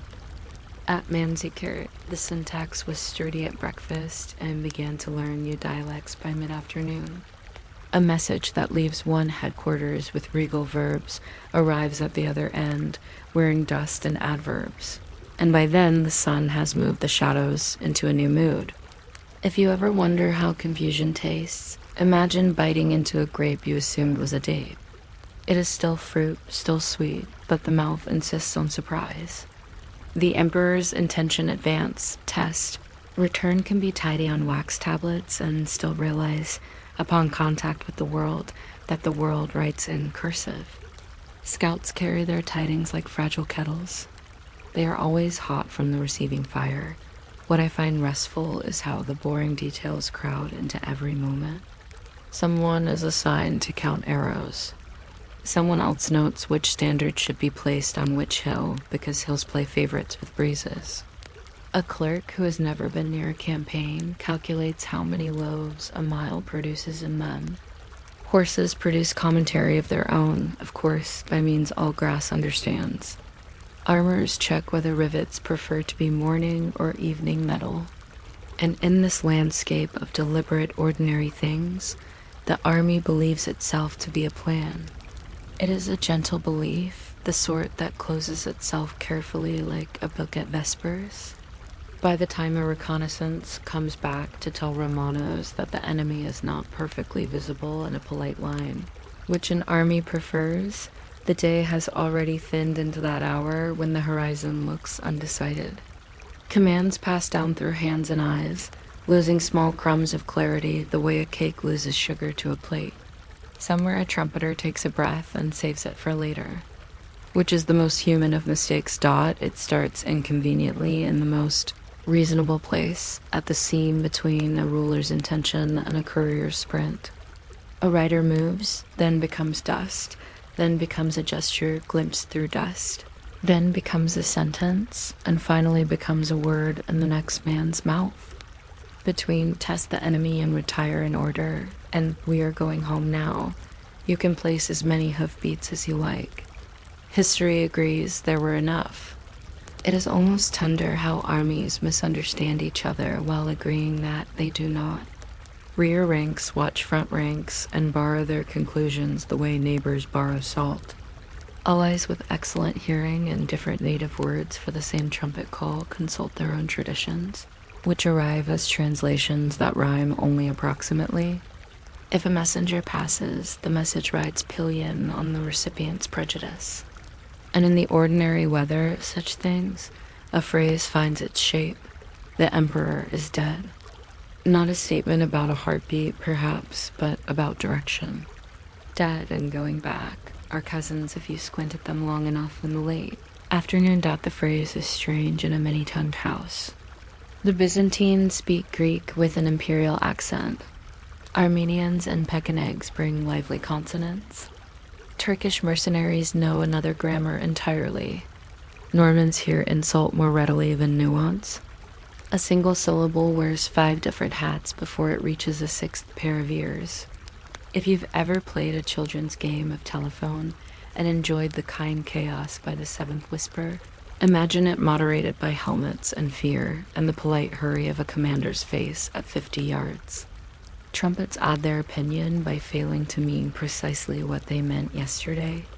The sun, which is a notorious editor of intentions, slants lower. Banners start to look like cousins of one another.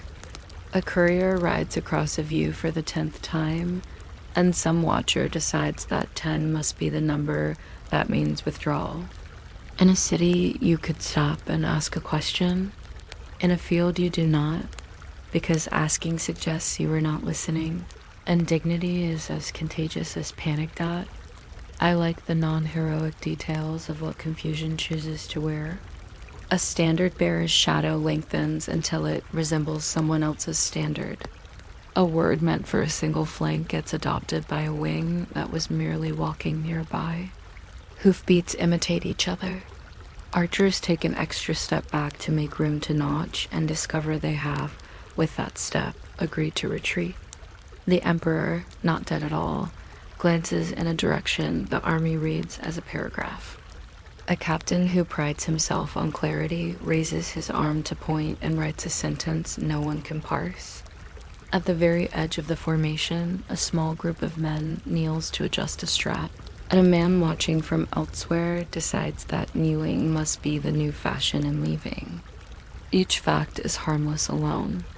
Together they braid a very modest rope, and then everyone politely holds it. The unraveling, when it politely arrives, does not storm. It loosens. The wings think about the center, and the center thinks about the wings, and each decides to be helpful by adjusting for the other. Allies who were promised a fair share of credit later discover that credit is a signal that looks like a hand waving farewell. Mercenaries who were promised coin later discover that coin is heavier going forward than it is going backward, and choose to admire the physics of reverse. A reserve who is proud of being a reserve remains so proud of being a reserve that he reserves himself, even when the drummer suggests his pride could be shared. This is not treachery in a melodramatic sense. It is the way you and I decide at the grocery store that the shortest line is now the one we were in originally, and we perform a stately dance between aisles while our produce quietly ages. Even Alp Arslan's horse archers, who will later be praised for skill, are mostly employing a patient craft: present a shape, move away from it, invite a chase, reward the chase with distance. As techniques go, it is a yawn with eras attached. By now, the rhythm of signals has become a conversation no one can quote accurately. When a commander raises the standard for rally, it looks at a distance and through the hopeful lens of a tired man remarkably like the one for fallback. Trumpets complain of being asked to multitask. The dust, like an ambitious clerk, begins to edit. Orders are relayed in a careful tone that suggests apology for an inconvenience not yet defined. You can almost hear the minutes being taken. At this time, certain units understood the intention to be X, and the pen pauses kindly to allow X to be anything but what it was. Any army built like a bureaucracy has an after-hours setting, and the hour is now late enough to agree that it's been a day. Officers hold consultations with their eyebrows. Couriers adopt the dignified canter of people who suspect blame will eventually require fitness. It is here, in the pleasant hum of mistake, that the whisper does its least dramatic work. The emperor is dead, which is almost certainly wrong in the medical sense, is true in the administrative sense for anyone whose authority line just lost sight of its origin. A commander's voice at its best arrives like noon. Everyone recognizes it, shadows agree where to stand, and the world practices straightness. Once that voice has to pass from captain to captain like a candle at the end of a service, reality changes from noon to sundown. You can follow the light if you wish. It will still go home. Some men, hearing the phrase, simply consent to the comfort of leaving, as if they'd been looking for a correctly labeled exit all along. Others, hearing the same phrase, take it as a cue to perform courage in a personalized way that includes galloping in an impressive arc toward a memory of instructions delivered at breakfast.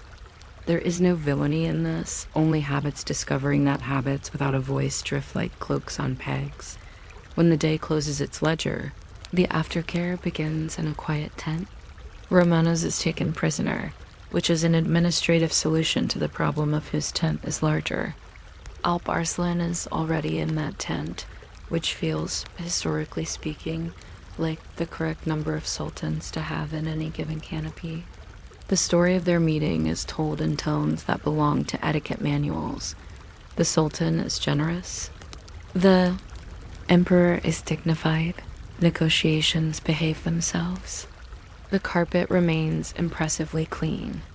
Ransom is discussed as if it were a furniture inventory.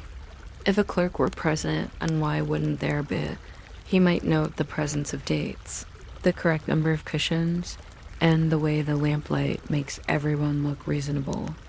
Mercy, like geometry, is surprisingly practical when measured. The battlefield's noise has not yet become drama. It prefers the timbre of an accountant setting out columns and agreeing that a signature occurs where a line meets a name. The tenth scribes put the day into words that do not stay put.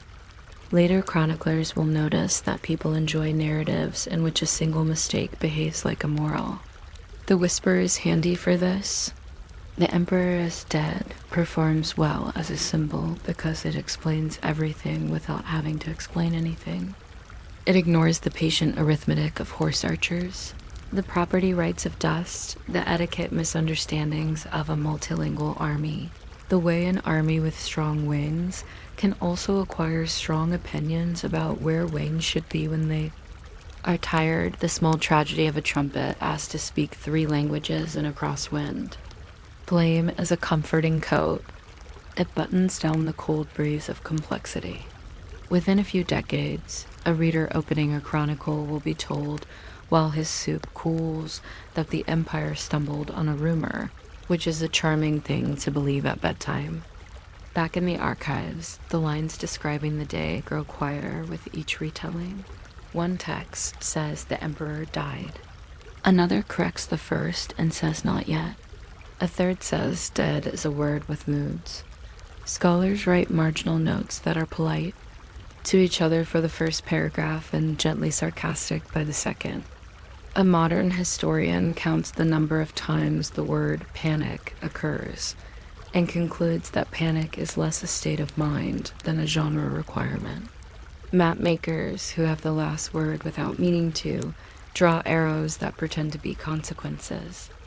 If you read enough of this in a row, you may notice your own breathing choose a slower meter. History becomes a pillow filled with feathers gathered from a very large field, named and labeled, and still untroubled by their names. We're left with a small domestic lesson for a large empire. Policy can be undone by punctuation. A trumpet note is a comma when heard up close and a period when heard from far away. A banner means come here to those who can see it seen, and go there to those who cannot. A writer's dust is a paragraph break. The emperor is dead is a headline that fits in a whisper. None of it wears armor. All of it weighs as much as equipment. When next you misread a message or interpret a raised hand as a farewell instead of a hello, you may think of Manzikert, where interpreters of motion worked overtime in the ocean, of air-delivered translations different from the ones intended. The empire was not lost in a shout. It drifted politely into an early evening. The stillness after such days is a surprisingly tidy thing. Soldiers count equipment, which is civilization's favorite game. Scouts become pedestrians and notice the way a plane reseeds itself 1 hoofprint at a time. Someone collects the trumpets and cleans them until they look incapable of ever having meant confusion. Captives are counted for exchange and names are written down with care. The pen hesitates at diacritics and grows proud when it gets them right. Somewhere a clerk sets down a line that no one later copies. This afternoon the wind freshened. It is accurate and useless, which is what makes it beautiful. Far away, in a city whose aqueducts have practiced continuity for centuries, readers will one day nod at the lines where blame sits comfortably. They will flip the page, and sleep will arrive the way banners once tried to, gently, with a suggestion that direction is mostly a matter of kind routine. And if you find your eyes closing now, feel welcome to let the plane grow level, let the banners fold, let the trumpets dry their brass in the last light. The whisper will keep wandering the footnotes, not really making trouble, just borrowing a seat in every seminar where humans debate whether rumors have legs. The emperor is alive enough for the next chapter and dead enough for the moral. The army has melted only in the way armies dissolve into lists after every campaign. Units, rations, casualties, repayments, the soft rhythm of numbers that restore the world to a ledger. It is not a tragedy so much as a reminder that people, when organized into signals, still hear with ears. The grass, pleased to be itself again, grows. The dust sits back down. And somewhere a trumpeter, who played exactly what he was told, keeps his instrument in its case and decides that tomorrow he will practice a single note until it means nothing but air. You might not expect the size of a spoon to have a century-long plotline, but here we are, standing in a kitchen where the real drama is 1 milliliter wide. Teaspoons seem confident, like birds that have learned the exact distance between fence posts. Yet history records them as creatures of approximation, drifting between 3 drams in an apothecary book and 5 milliliters in a modern measuring set, while the spoons in the cutlery drawer continue to do whatever they please. If you're still awake in a few minutes, you can subscribe, or simply promise a spoon you'll measure it properly someday. Either is fine. The spoon will never know. Consider first the older world where medicine and muffins borrowed the same vocabulary. Apothecaries measured liquids by weight disguised as volume. A teaspoon could mean a scruple's worth of intention, or it could mean the small spoon, not the porridge one. A recipe for syrup might specify 1 teaspoonful of laudanum, which the pharmacist read as 3 fluid drams, while the household cook guessed as a modest oval shaped like a leaf. Early cookbooks treated utensils as relatives: spoon, teacup, wineglass, inviting the reader to know the family. Standardization had not yet arrived with its clipboard. In that friendly confusion, spoons multiplied. A silver teaspoon given as a wedding gift in 1820 would outrank a tin teaspoon sold by a traveling peddler in 1848, and both would insist with quiet pride that they were exactly themselves.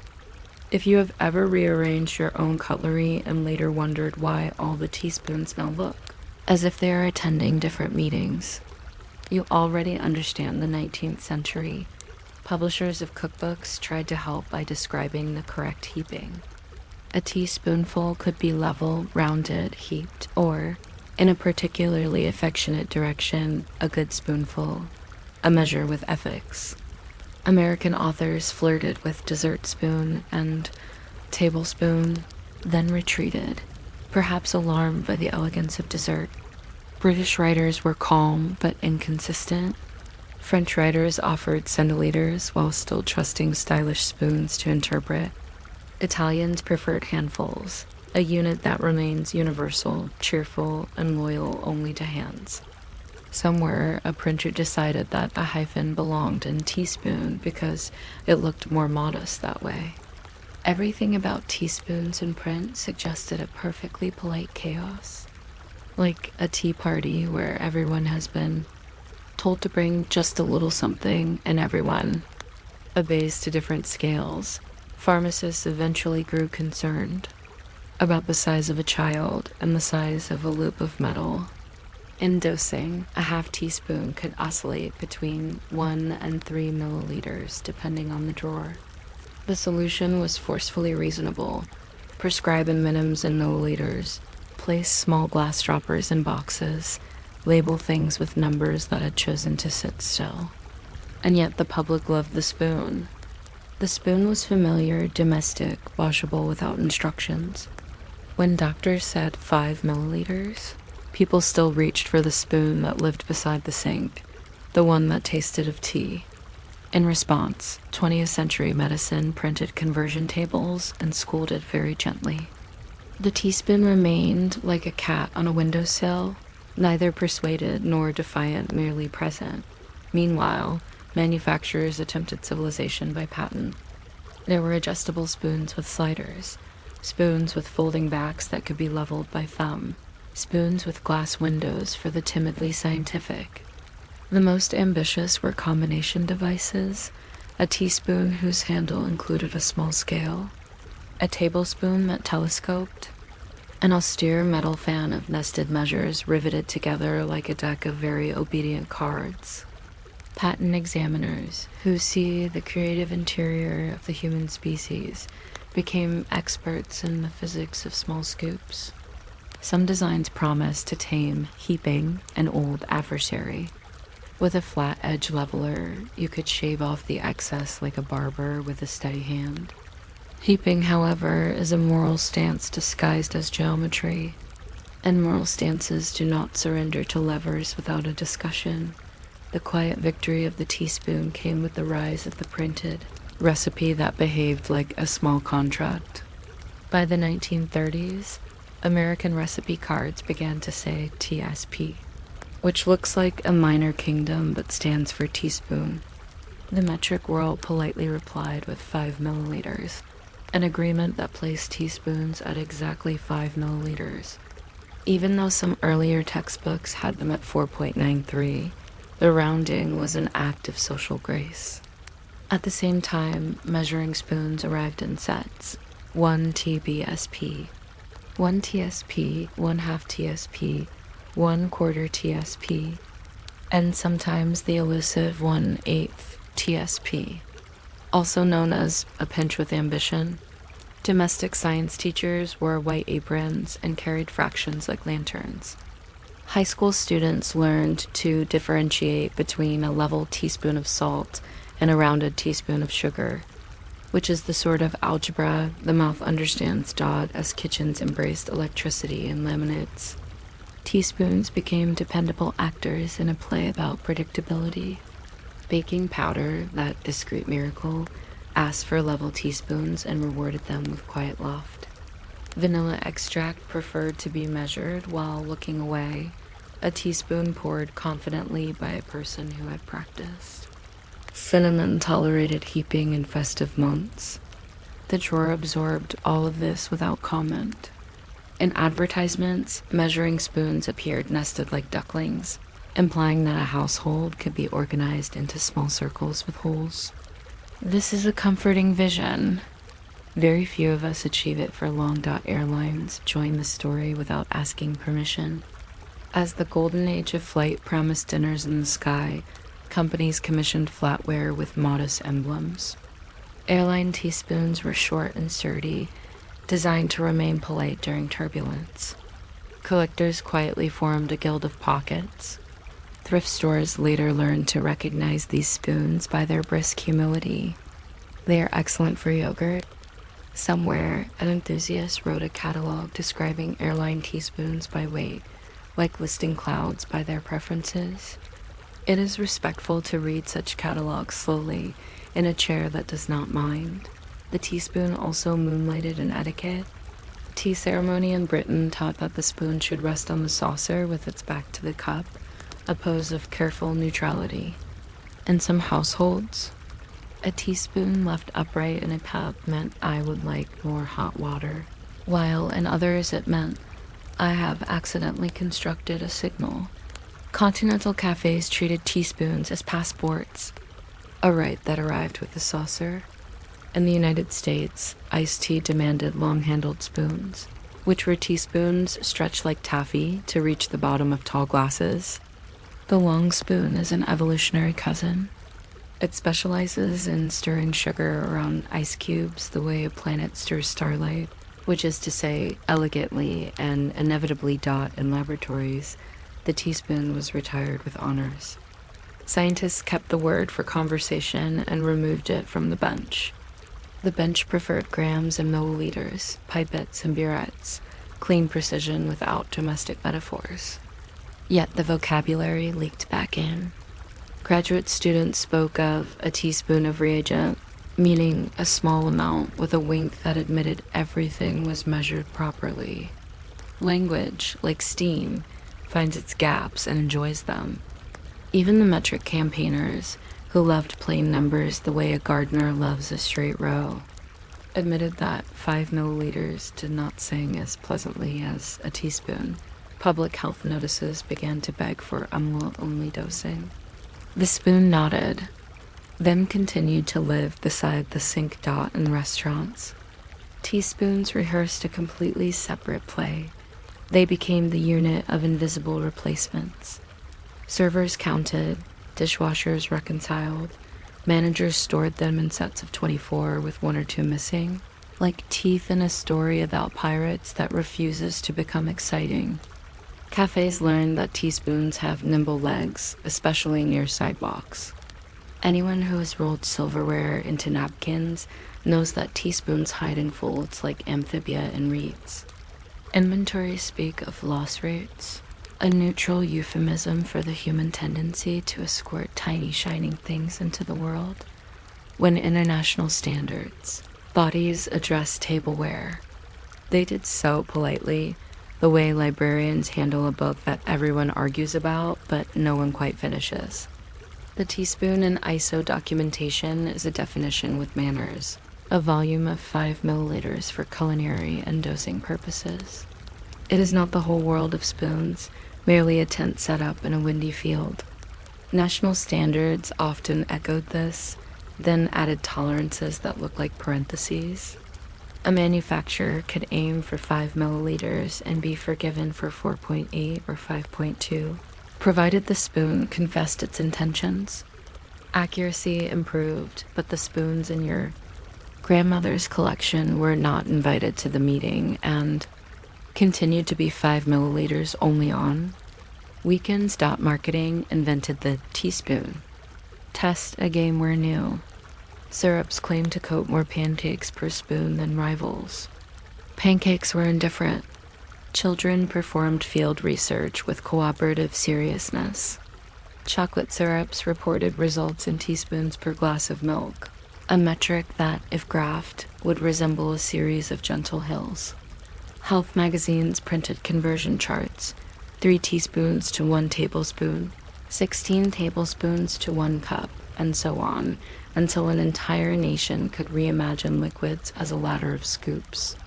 Many readers folded these pages and placed them in the cookbook that lived nearest the flour, honoring both math and butter.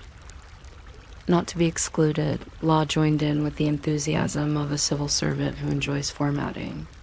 Teaspoon appeared in regulations for food labels, then was escorted off stage in favor of grams and percent daily values. It is easier to litigate grams than to litigate a heaping. Court cases rarely mention teaspoons unless someone slipped on one, which is statistically rare and theatrically disappointing.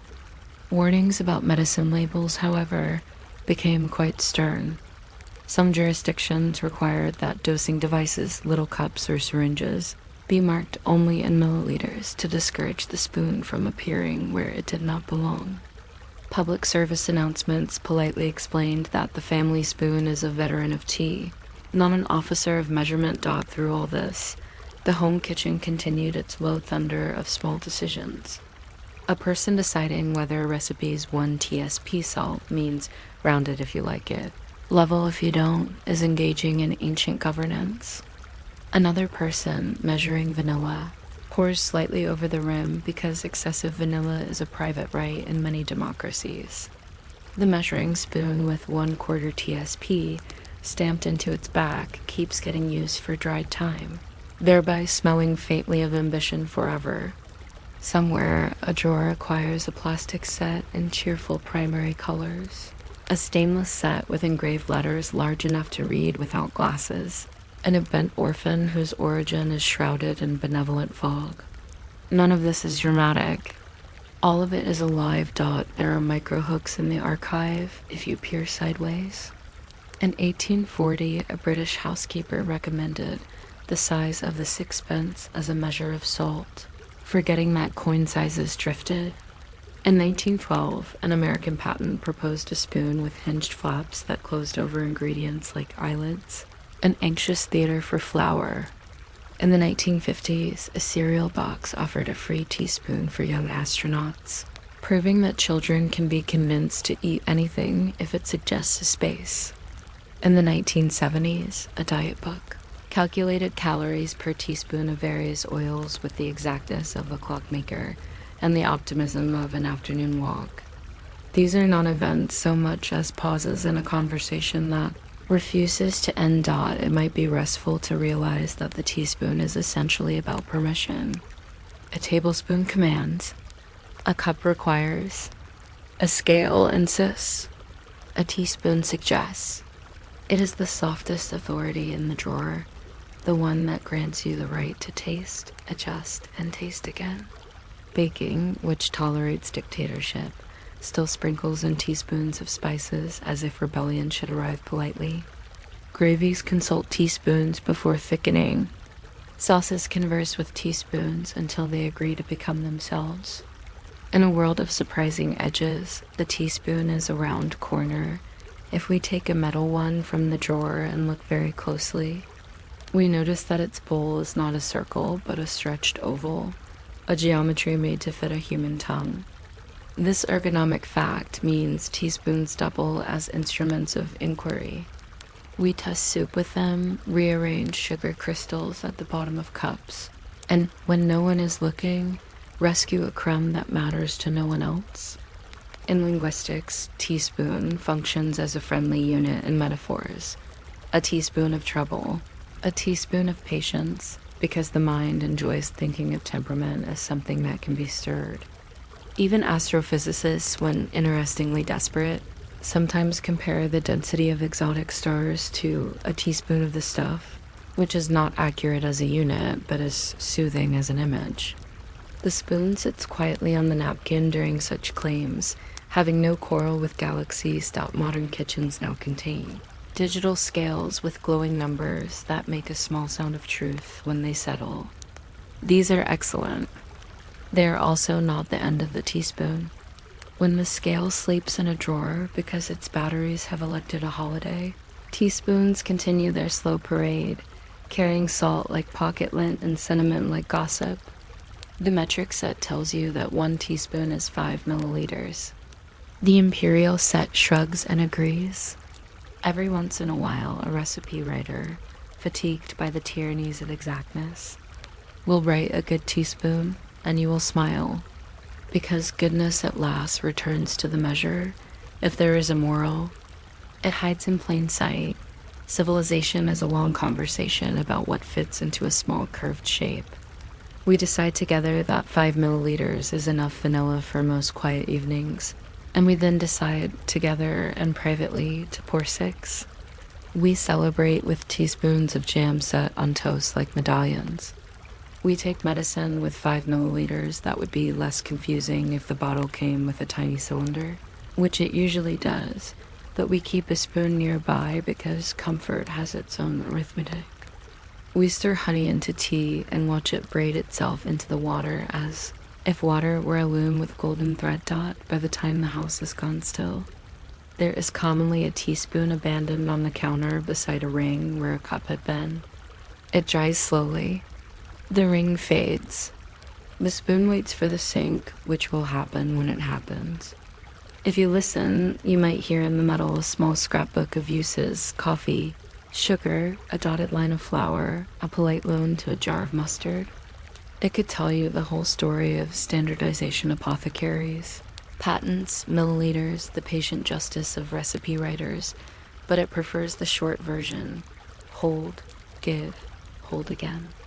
If you're still awake, you could place it back among its companions and enjoy how they nest, each smaller, one sighing into the larger.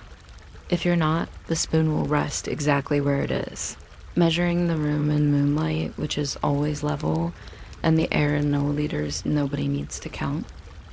You might not expect the angle of a hexagon to make a writing instrument popular, but here we are, following the very slow, very respectable rise of the ordinary pencil.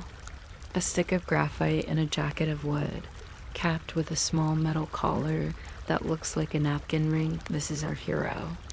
If you're still awake a few minutes from now, you can subscribe, or you can simply rotate the pencil a quarter turn so the point wears evenly. Either choice is valid. The pencil approves of options. It is literally designed to be sharpened into another chance dot. It begins in a damp English hillside where graphite showed up not as glitter or drama, but as lumps sturdy enough to mark sheep. People cut it into sticks, wrap the sticks in string or sheepskin, and discovered that a black line appears exactly where the stick touches. This was miraculous in the quiet way a kettle boils, expected and yet politely amazing every time. For decades, the material traveled under aliases plumbago, black lead, although it contained no lead at all, which is the sort of branding accident that keeps historians well fed. Miners guarded the good vein in Borrowdale like a family recipe. Smugglers chipped at it on foggy evenings. Artists adored it because it drew shadows without making a speech about them. Meanwhile, carpenters used the same substance to remind wood where it intended to be. If medieval ink was a contract, early graphite was a gentle suggestion. Wood joined the party when someone realized that a thin stick does better with a coat. A block of cedar could be sawed into slats, grooved, sprinkled with graphite like a sandwich filling, and then married to another grooved slat. A small forest became a sleeve. The operation was so calm that factories built orchestras out of machines, planers, groovers, glue brushes, presses. Cedar was preferred because it sharpened with manners and smelled like a workshop that had gone to finishing school. The slats were cut into individual pencils after their wedding. The pencils were lacquered and stamped with names that still sound like cousins: Venus, Murado, Wallace, Ticonderoga. If you have ever opened a new box of pencils and inhaled while pretending you're not, you have participated in a rite older than many constitutions. The graphite inside was not just graphite. Manufacturers blended clay with the carbon to adjust the temperament of the line.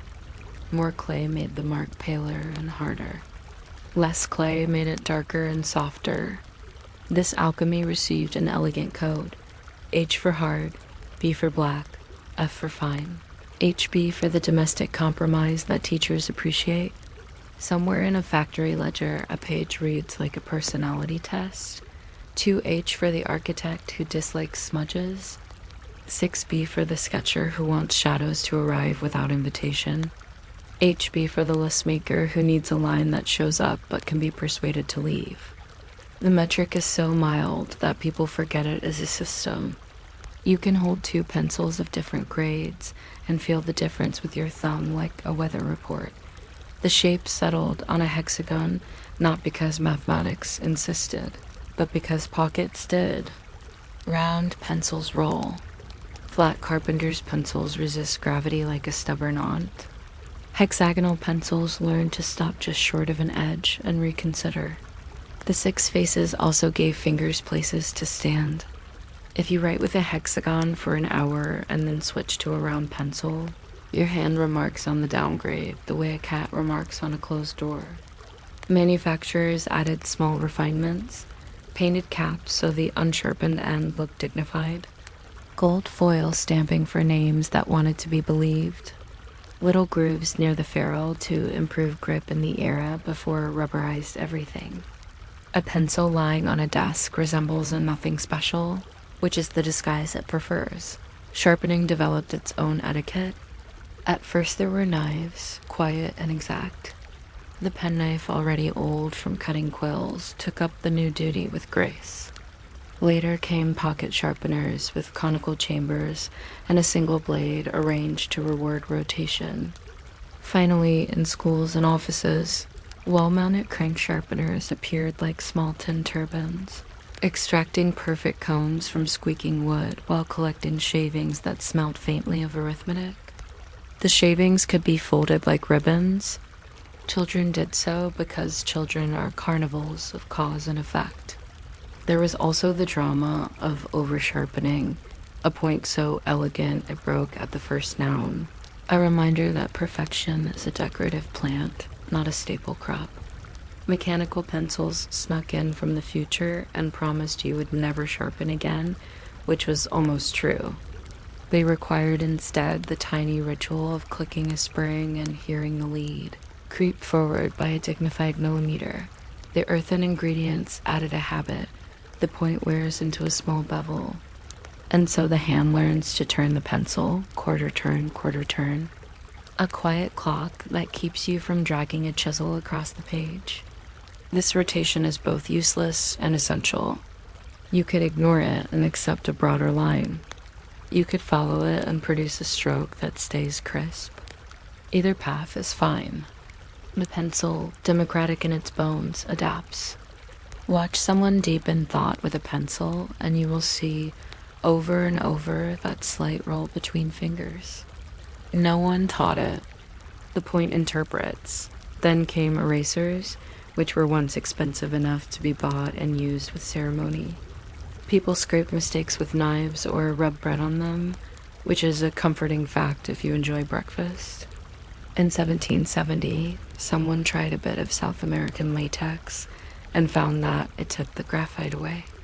A French scientist who also named oxygen named this little miracle caoutchouc, but English speakers simplified to rubber, an honest verb turned into a noun. Natural rubber aged poorly, sulking into brittleness unless filled with sulfur and heat. An improvement named vulcanization after a Roman god who never imagined being credited on school supplies. At some point, there are several claimants, a manufacturer, crimped a ring of metal onto the end of a pencil and pressed an eraser into it. The ferrule was born a sort of tiny coronation. Europeans often left erasers separate on grounds of propriety. Americans married them to the pencil like a pocket marriage. To this day, you can tell an American's childhood by how instinctively they reach for the top of a pencil when they wish. To reverse time by 30 seconds, erasers have their own physics. The rubber doesn't so much lift graphite as persuade it to loosen and mix into the eraser itself, which you can confirm by the way a once pale eraser turns gray and then heroic. Vinyl erasers later improve the performance, producing little chains of crumbs that look like noodles for extremely small soups. Kneaded erasers addressed, artists with the promise that you could sculpt the eraser to a point and dab at graphite like rain at a window. Pink erasers left pink smudges on papers that had preserved entire semesters inside them like a geologic layer. This is how you can date a notebook, by its fossils of corrections. Pencils also learned to pose for standardized tests. The No, 2HB by another name became the chosen one for optical scanners that felt a certain affection for the amount of light HB refuses to reflect. Darker grades confused the machines with their assertiveness. Lighter grades behaved like whispers. For decades, test instructions delivered the ritual blessing: use a No 2 pencil only. Film a circle completely, do not make stray marks. The pencil thus became a ticket, and students carried them like talismans, sometimes unwilling to sharpen away the last inch in case luck was stored near the ferrule. Proctors recommended spares. Anxious people brought 6. Everyone pretended the erasers were for answers, when experience shows they are mostly for corners of desks and the occasional doodled comment. Carpenters kept their own species. The flat ones with graphite as stubborn as a good rule. The point can be shaped with a knife into a wedge that draws thick or thin by the angle of the wrist. On a sunlit framing, the marks stand out like polite graffiti. On concrete, the pencil writes its name and asks nothing more. Golfers employed tiny pencils without erasers, trusting to par and amity. Mini golf added erasers because no game that involves a windmill trusts its players fully. Bowling alleys once stocked golf-sized pencils by the hundreds in metal cups, like a ceremony of stubs. Some people developed a habit of tucking one behind the ear, a sign that a measurement might happen at any moment. The way a person carrying a tea stringer implies the world could boil if it chose dot writers who preferred pencils, had reasons unusual enough to be charming. Vladimir Nabokov insisted his pencils be sharpened to points that looked like threats. John Steinbeck respected pencils enough to consume 60 while writing a book about a man who was not surprised by rivers. Editors kept them for margins because pencil edits can be peeled off the page with an eraser and a sigh. The pencil is humble in public and tyrannical in private. It demands that you push a little. That physical fact slows thinking to a speed at which sense has time to catch up. Factories adopted numbering systems to calm their inventories. A No 1 could be B, A, No 2, HB, and so on, a courteous handshake between centuries. Branding introduced icons, a green and yellow body for familiarity, a black office pencil for seriousness, a blue lacquer for artists who enjoy magnesium in the barrel like a secret handshake. Some pencils went luxury, lacquer so glossy it resembled a piano, graphite blended to flow like a river agreeing to be a road, cedar so fragrant you suspected someone had annexed a forest only for smell. At the other end, giveaway pencils printed with dentist names and political slogans survived in drawer ecosystems longer than either appointment or campaign. One of the pencil's most restful features is its patience. If you put one in a jar and return in 7 years, it still writes. Pens dry out. Computers retire to the barn of operating systems. A pencil merely mines its graphite. The only enemy is a dampness rude enough to swell wood. Even then, a patient knife can persuade it back into shape. This is why disaster preparedness lists sometimes include pencils and paper. No charge, no boot sequence, no software license, just a line that appears where the point considers. Archaeologists have found pencil marks in ship logs where the ink refused to cooperate. The graphite line is one of civilization's quietest backups. There's the small comedy of pencil chewing, of course. Many human plans have paused while someone politely gnaws on cedar. Teachers once placed rubber sleeves over pencils to discourage this. The sleeves were chewed as well. The ferrule has pleasing ridges that invite the teeth. Bite marks record, thinking the way tree rings record weather. Library study carols sometimes accumulate a light sediment of cedar fragrance. No one reports it. The smell implies that thought occurred. That is all a library asks. Modernity, being modern, introduced mass-produced mechanical pencils with lead grade, designators, and knurled metal grips that suggest a conversation with bridges. Engineers love them because they draw a consistent line the way discipline draws a straight bed. Designers rotate 0.5 millimeters leads with a click. Drafters prefer 0.7 millimeters for lines that will not quit. The bold carry 0.9 millimeters and feel that time is a circle. There are automatic advancing models where the lead length remains constant as if the pencil were tiding itself out of respect. Yet the wood-cased pencil persists nearby like a friend who does not mind your gadgets and lends you a hand when the batteries take a reflective pause. Occasionally, an entire cultural moment occurs at the level of a tiny part. The humble ferrule, which was once brass because brass understands dignity, moved to aluminum because aluminum enjoys being light. During a certain decade, crimp patterns were florid. During another, minimal. Some ferrules hold erasers with a removable cap, so that you can replace the eraser when it expires before the graphite does. A small fairness achieved after a century of imbalance.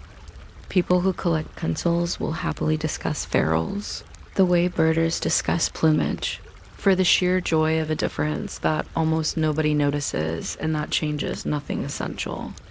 As for the sound, pencils make too. There is the whisper of graphite against paper, a dry, agreeable hush like someone smoothing a sheet on a bed. Then there is the sound of the sharpener, either the quick rasp of a pocket blade on cedar or the sugary grind of a crank sharpener that has been politely stealing shavings since 1964. On certain afternoons, a classroom could be dated by its harmonics. The teacher speaks about rivers. The sharpener offers a river of its own. Someone returns to their seat, carrying a point like a candle. If you wish to map the life of a single pencil, you could begin with a full-length stick. Watch it become an extension of a wrist, then a stub. Then a purpose-designed accessory as the stub enters a little metal extender and enjoys a second childhood. Finally, it becomes a fragment kept in a dish, the moment of retirement for many useful things. People rarely throw away their last inch of a favorite pencil. They keep it the way you keep a ticket stub or a small stone from a patient beach. Not because it will be used again, but because someday a hand may pick it up and remember how the line felt when it happened to be June. There are small absurdities for the micro hooks of a drowsy mind. A 19th century American patent proposed a pencil with a built-in alarm that would ring when the point dulled, an invention that would have made editing a percussion sport. In 1905, a school board debated whether erasers caused moral weakness by making error too convenient. The minutes do not record whether the board later discovered coffee. A railway company once issued special pencils whose graphite could be washed from timetable boards with a damp cloth, an act of punctual mercy. Somewhere in Japan, a novelty line still prints fortunes on the sides of pencils, which you read 1 millimeter at a time as you sharpen away the future. None of these matters determined any empire. All of them have helped letters behave. Even recycling gets a small stanza.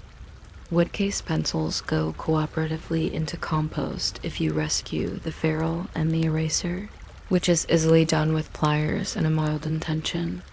Mechanical pencils, like any machine that fits in a shirt pocket, confound bins and drawers with their capacity for parts. The world continues anyway. In a pinch, a broken crayon melts into art. In a pinch, a snapped pencil half lives on as twin survivors. The only real enemy is the well-meaning person who borrows a pencil and returns with the point maimed into a polygon. This is not a crime. It is simply an opportunity to visit the sharpener and reflect. Perhaps the most boring and therefore restful truth is that the pencil has always been about revisability. Ink is confidence, or at least a commitment. Pencil is hypothesis. Drafts live in pencil because drafts are the house in which ideas try on the curtains. Children write in pencil because childhood is composed of retries. Architects sketch in pencil because buildings prefer to be persuaded before they are told. Even lists enjoy pencil, partially for the small ceremony of crossing out finished items with the same instrument that named them, and partially because milk sometimes becomes milk later. The utensil contains mercy. If you set a pencil down now, on a desk that is neither especially tidy nor impressively chaotic, it will wait for you with the alert stillness of a domestic animal. Dust will settle. The lacquer may develop tiny scratches like polite memories. The ferrule will dent if you drop it point up and sigh later. When you come back, you will pick it up, and the first line after the pause will feel slightly different from the lines before, as if the pencil had kept your place in a book written in your own handwriting. You can make a mark, erase it, and make another, and feel no need to tell anyone about it. If you are still awake, you may rotate it a quarter turn. If not, that is fine. The pencil will remember where the point was, and the graphite will wait to be a quiet afternoon again. You might not expect a single sentence, breathed through a beard and a dented helmet, to move more people than the loudest trumpet in Asia Minor, but here we are. A battlefield is often described as noise, and yet the quiet things tend to stick. The angle of a banner against the wind, the way a horse flicks one ear, the polite disagreement between two drums that are meant to agree.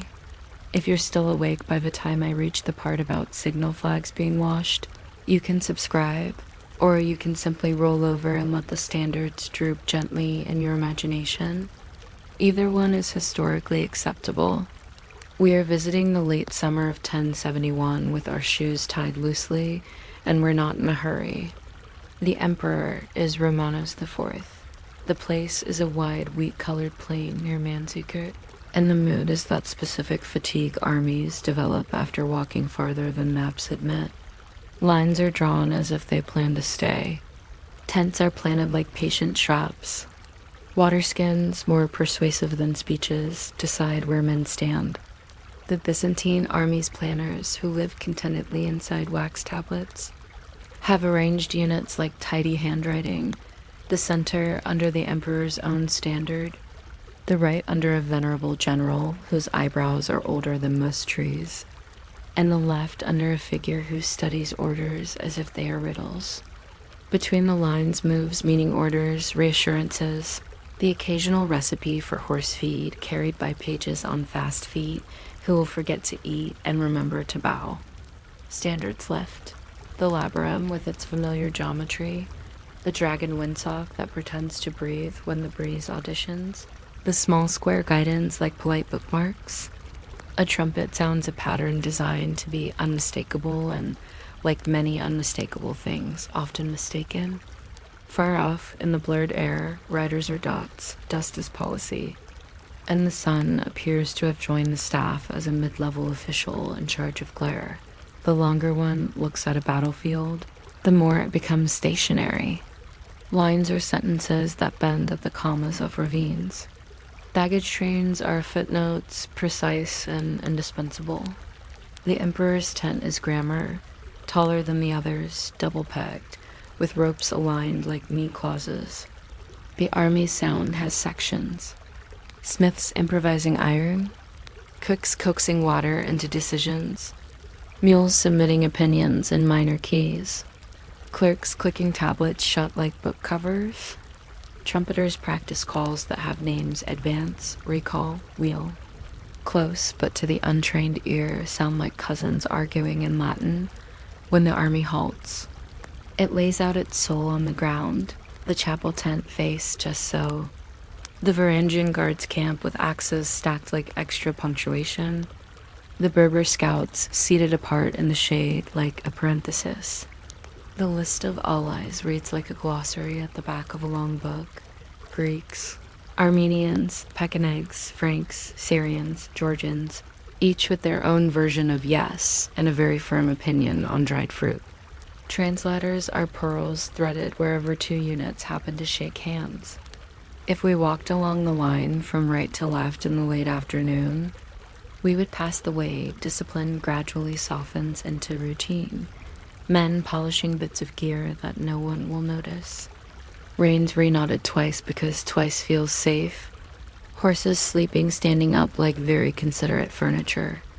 The emperor rides the line on a horse the color of fresh bread and tells people who already know it that the day will be long. They nod because nodding is its own ration. The approach to battle is mostly theater of the practical sort. Scouts enter, exit, and bow. Maps are rolled and unrolled like dough. The messenger who is told not to hurry has already hurried. In the center of the stage, the command staff considers exactly how much the right wing should extend. A decision about a few horse lengths can adjust the fortunes of a banner and a beard simultaneously. There is a small consultation about the water. Water always has veto power. Another about the sun, which keeps gliding into people's eyes as though hired for that purpose. Someone remarks about the dust carefully as if it might hear and take offense. A clerk copies orders onto slips that fold like small birds. A runner tucks them into his belt where they ride between an apple and a worry. All of this would be dull, except that dullness is the bulk of history's furniture. The signal officers, every army grows them the way any household grows spoons, review trumpet codes and color flags. Blue might mean come back, unless blue means form line, which is why a sheet with the day's meanings hangs from a peg, flapping like a conscientious rooster dot, and into this catalog enters a whisper. It begins nowhere special, perhaps from a writer who saw a familiar banner dip too long and called out a conclusion. Which conclusions do you like to travel? Perhaps from a courier thrown from a horse, dusting himself off and saying something that should have remained inside his head. Perhaps from a soldier who meant to ask a question and crafted, in the act of asking, an answer. The emperor is dead. It fits in a mouth perfectly. It has rhythm. It is grammatically concise and tactically rude. It rolls along the line like a wheel that lost interest in being guided. The men who hear it do what whispers make men do. They tilt their heads, they pass it on because passing it on clears the conscience, and they attach to it the tiny hooks of their own expectation. Somewhere a trumpeter plays the recall in exactly the tone that turns rumor into confirmation. Somewhere else, a flag folds on itself as if shy, and that gesture becomes a sentence. The whisper travels in two languages at once, words for those who are close, gestures for those who aren't, and it travels Faster than horses because it can choose 3 paths at once. By the time the whisper reaches the edges of the array, it has branched into cousins. The emperor is captured. The emperor has left the field. The emperor is in the rear fixing a saddle. Each strand invites a different courtesy. No one intends to panic. Men obey the logic of errands. If the emperor is gone, there is no center. If there is no center, there is no left. If there is no left, this right begins to resemble home. Standards dip not out of despair, but from the good old rule that you protect the things you can reach. In the dust, the noise simplifies. Horses interpret reins with their usual competence and turn where the hands suggest. A few units, led by practical souls who have finished many campaigns and several lunches, begin to withdraw in the correct direction at an incorrect time. They are not running, and that fact pleases them. They are merely retiring briskly, which is a category the human mind invented to keep dignity from bruising. Trumpeters, faithful to duty, sound what they see, signals that confirm what is already happening. A recall once intended as a rectangle on a staff officer's plan becomes, in the air, a confirmation receipt. One might blame the instruments for being too honest. If you were hovering above this slow-motion geometry with a gentle pair of binoculars, you would observe that everything still looks almost like a battle line. That is the talent of formations. Even while dissolving, they imply continuation. The center continues to point in the agreed direction, the place where the Seljuk horse archers demonstrate the patient art of drawing away a decision. The right has grown thoughtful. The left has grown curious about where the road begins, and the baggage train has become, as baggage trains do, extremely articulate. Pack animals speak fluently when consulted. On the far side of the field, men glimpse the royal standard. There are imitations today. There are always imitations tilting in a way that means either brace or breeze. It is an unsatisfactory alphabet. The emperor, meanwhile, is engaged in the very uncinematic activity of being alive and giving orders, which is not enough to silence a sentence once the sentence has found its own legs. The whisper copies itself and avoids inspection, as most swift texts prefer to do. If you listened closely, you would hear accents travel with it, Armenian vowels, Greek consonants, Turkic seasoning. Every army is a choir. Choirs carry melodies farther than announcements. Mercenaries, who have been paid to supply competence rather than ancestry, take their cue from paymasters, and paymasters take their cue from weight coin chests move inward. The Varangians tighten around the emperor like a wooden barrel you can't persuade apart, which is a useful talent but looks, from a distance, like someone has vanished into a knot. Each unit behaves sensibly at its scale. A commander decides to wheel because a flank is light. A sub-commander decides to lie down because arrows are opinionated. A handful of riders choose to look like a messenger just in case that earns them permission to be elsewhere. The arithmetic at this point is small and domestic. No one shouts collapse. They shout names, and the names do local work. What binds all the local work into a general shape is the rumor itself. Humming like a low instrument behind the brass dot when men pause to drink, rumor drinks too. It travels with the skin. A soldier who has heard the whisper twice hears, the third time, confirmation. Certainty flowers at the count of 3. Someone remembers a story from a previous campaign, the one where a general fell and the army decided to imitate. The brain loves a precedent as much as a proverb. Someone else remembers that the emperor used to punish disobedience with fines that everyone then forgot to pay. The brain loves a bargain. When 2 units pass each other in the dust and exchange a glance, each becomes sure the other knows something, which is how certainty is built from glances like a wall from light bricks. Meanwhile, the sun decides to make itself a document once more and leans flat into eyes. Men shade their foreheads with hands that smell like leather and iron. and onions the scent of decisions. Back at the staff tent, where maps lie obediently beneath pebbles, someone moves a pebble and discovers that moving a pebble outdoors doesn't move the outdoors. A courier stumbles in to report that the left is reforming. Another arrives to report that the left is reforming elsewhere. A clerk tries to find a polite way to write "meanwhile." This is the territory of hesitation, a province mapped poorly because it resists grid lines. The emperor is advised to pull back to a more defensible slope. Slopes are the elder siblings of armies. He does so with care, thereby illustrating that the original sentence is wrong. Unfortunately, the correction takes longer to travel than the rumor did, because accuracy walks and excitement gallops.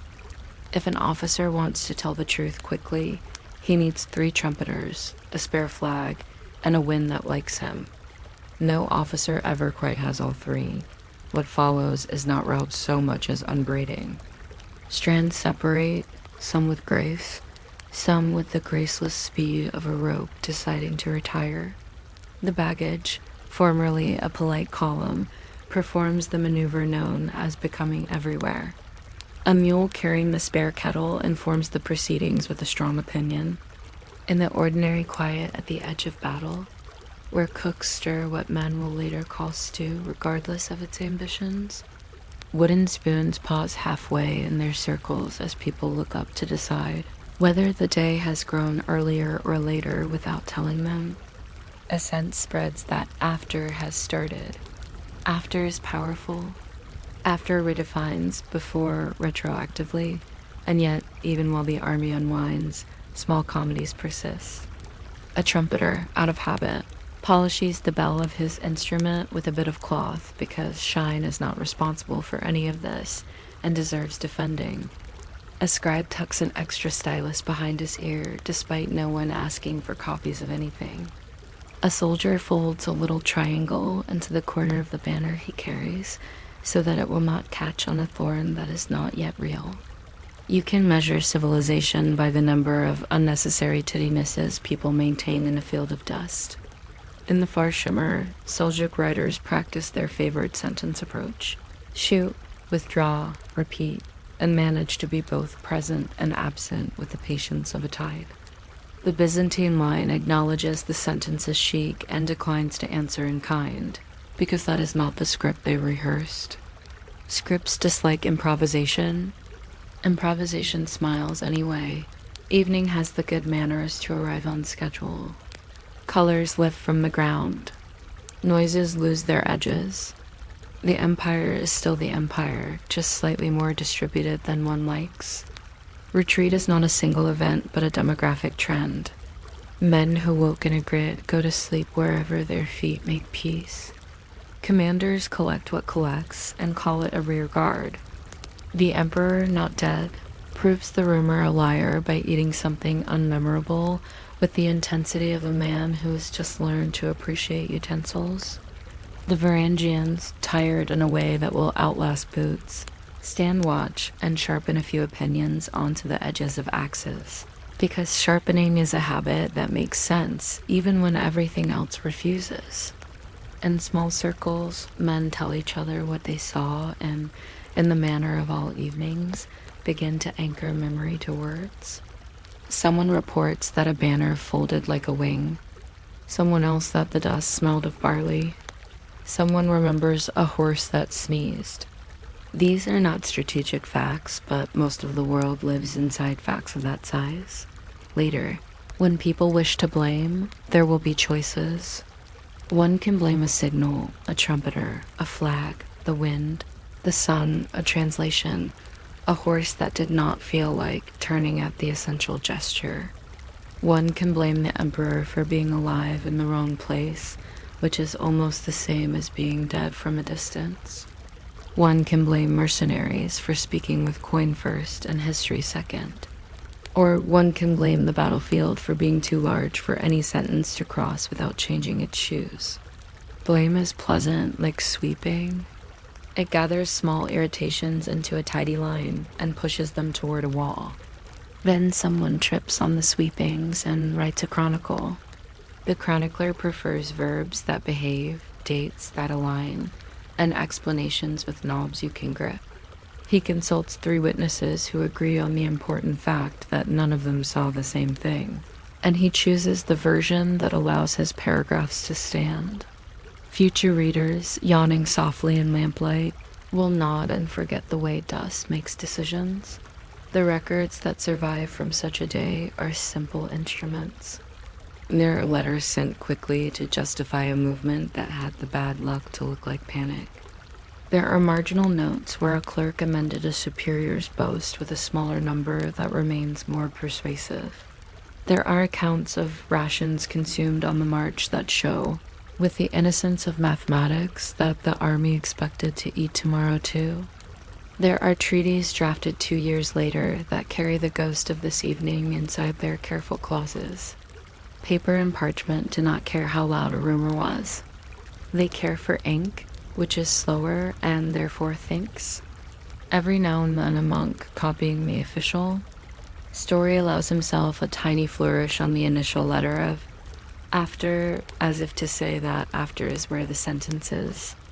Learn to live dot if one asks what exactly melted, since people love a verb. One might answer that nothing melted. The army simply changed state, like butter considering a warm afternoon. Units became pilgrims, ministers of their own safety.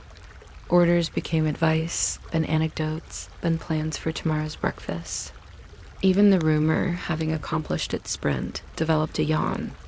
The emperor is dead, relaxed into someone's head. The historian's equivalent of a friend told me, which is perfectly useful so long as you are not building a bridge on it. In the years that followed, men remembered where they were when they first heard it, the way people remember where they stood when a pitcher cracked or a bell misfired. Memory is fond of location.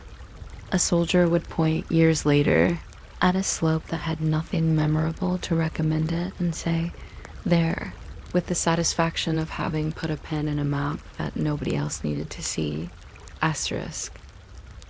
If you stroll that plain today in a reasonable hat, you will find grass practicing patience and wind, rehearsing its single roll. The local stones have kept no ledger. If you bring a trumpet and play the recall, sheep will look up with healthy curiosity, which is the proper audience. In the mind, though, the old geometry returns, lines that never perfectly aligned, flags that tried to be verbs, a sentence that traveled on foot faster than any horse. It is a soothing thing to imagine, not because it is heroic, but because it is so humanly procedural. A battlefield, like a kitchen or a library, is mostly systems behaving according to diagrams until a small misreading taps them on the shoulder. The emperor lived, then he did not, then he did, then he did not, in rumor's agreeable cycle. The army marched, then it waited, then it changed its mind, then it slept. That is the rhythm of most days. If you remove the costumes, if you're still awake, you may picture the last small campfires thinning into beads of red, like punctuation fading at the end of a long paragraph. A few trumpets, slung on hooks, catch the stars in their bells and pretend to be decorative. Somewhere a clerk dreams of pebbles staying where he puts them. Somewhere a horse dreams of the almost turn that did not happen. And the whisper, finished with its shift, hangs its coat and becomes another ordinary evening breath. A line of air that says nothing at all and lets the night keep going. Asterisk.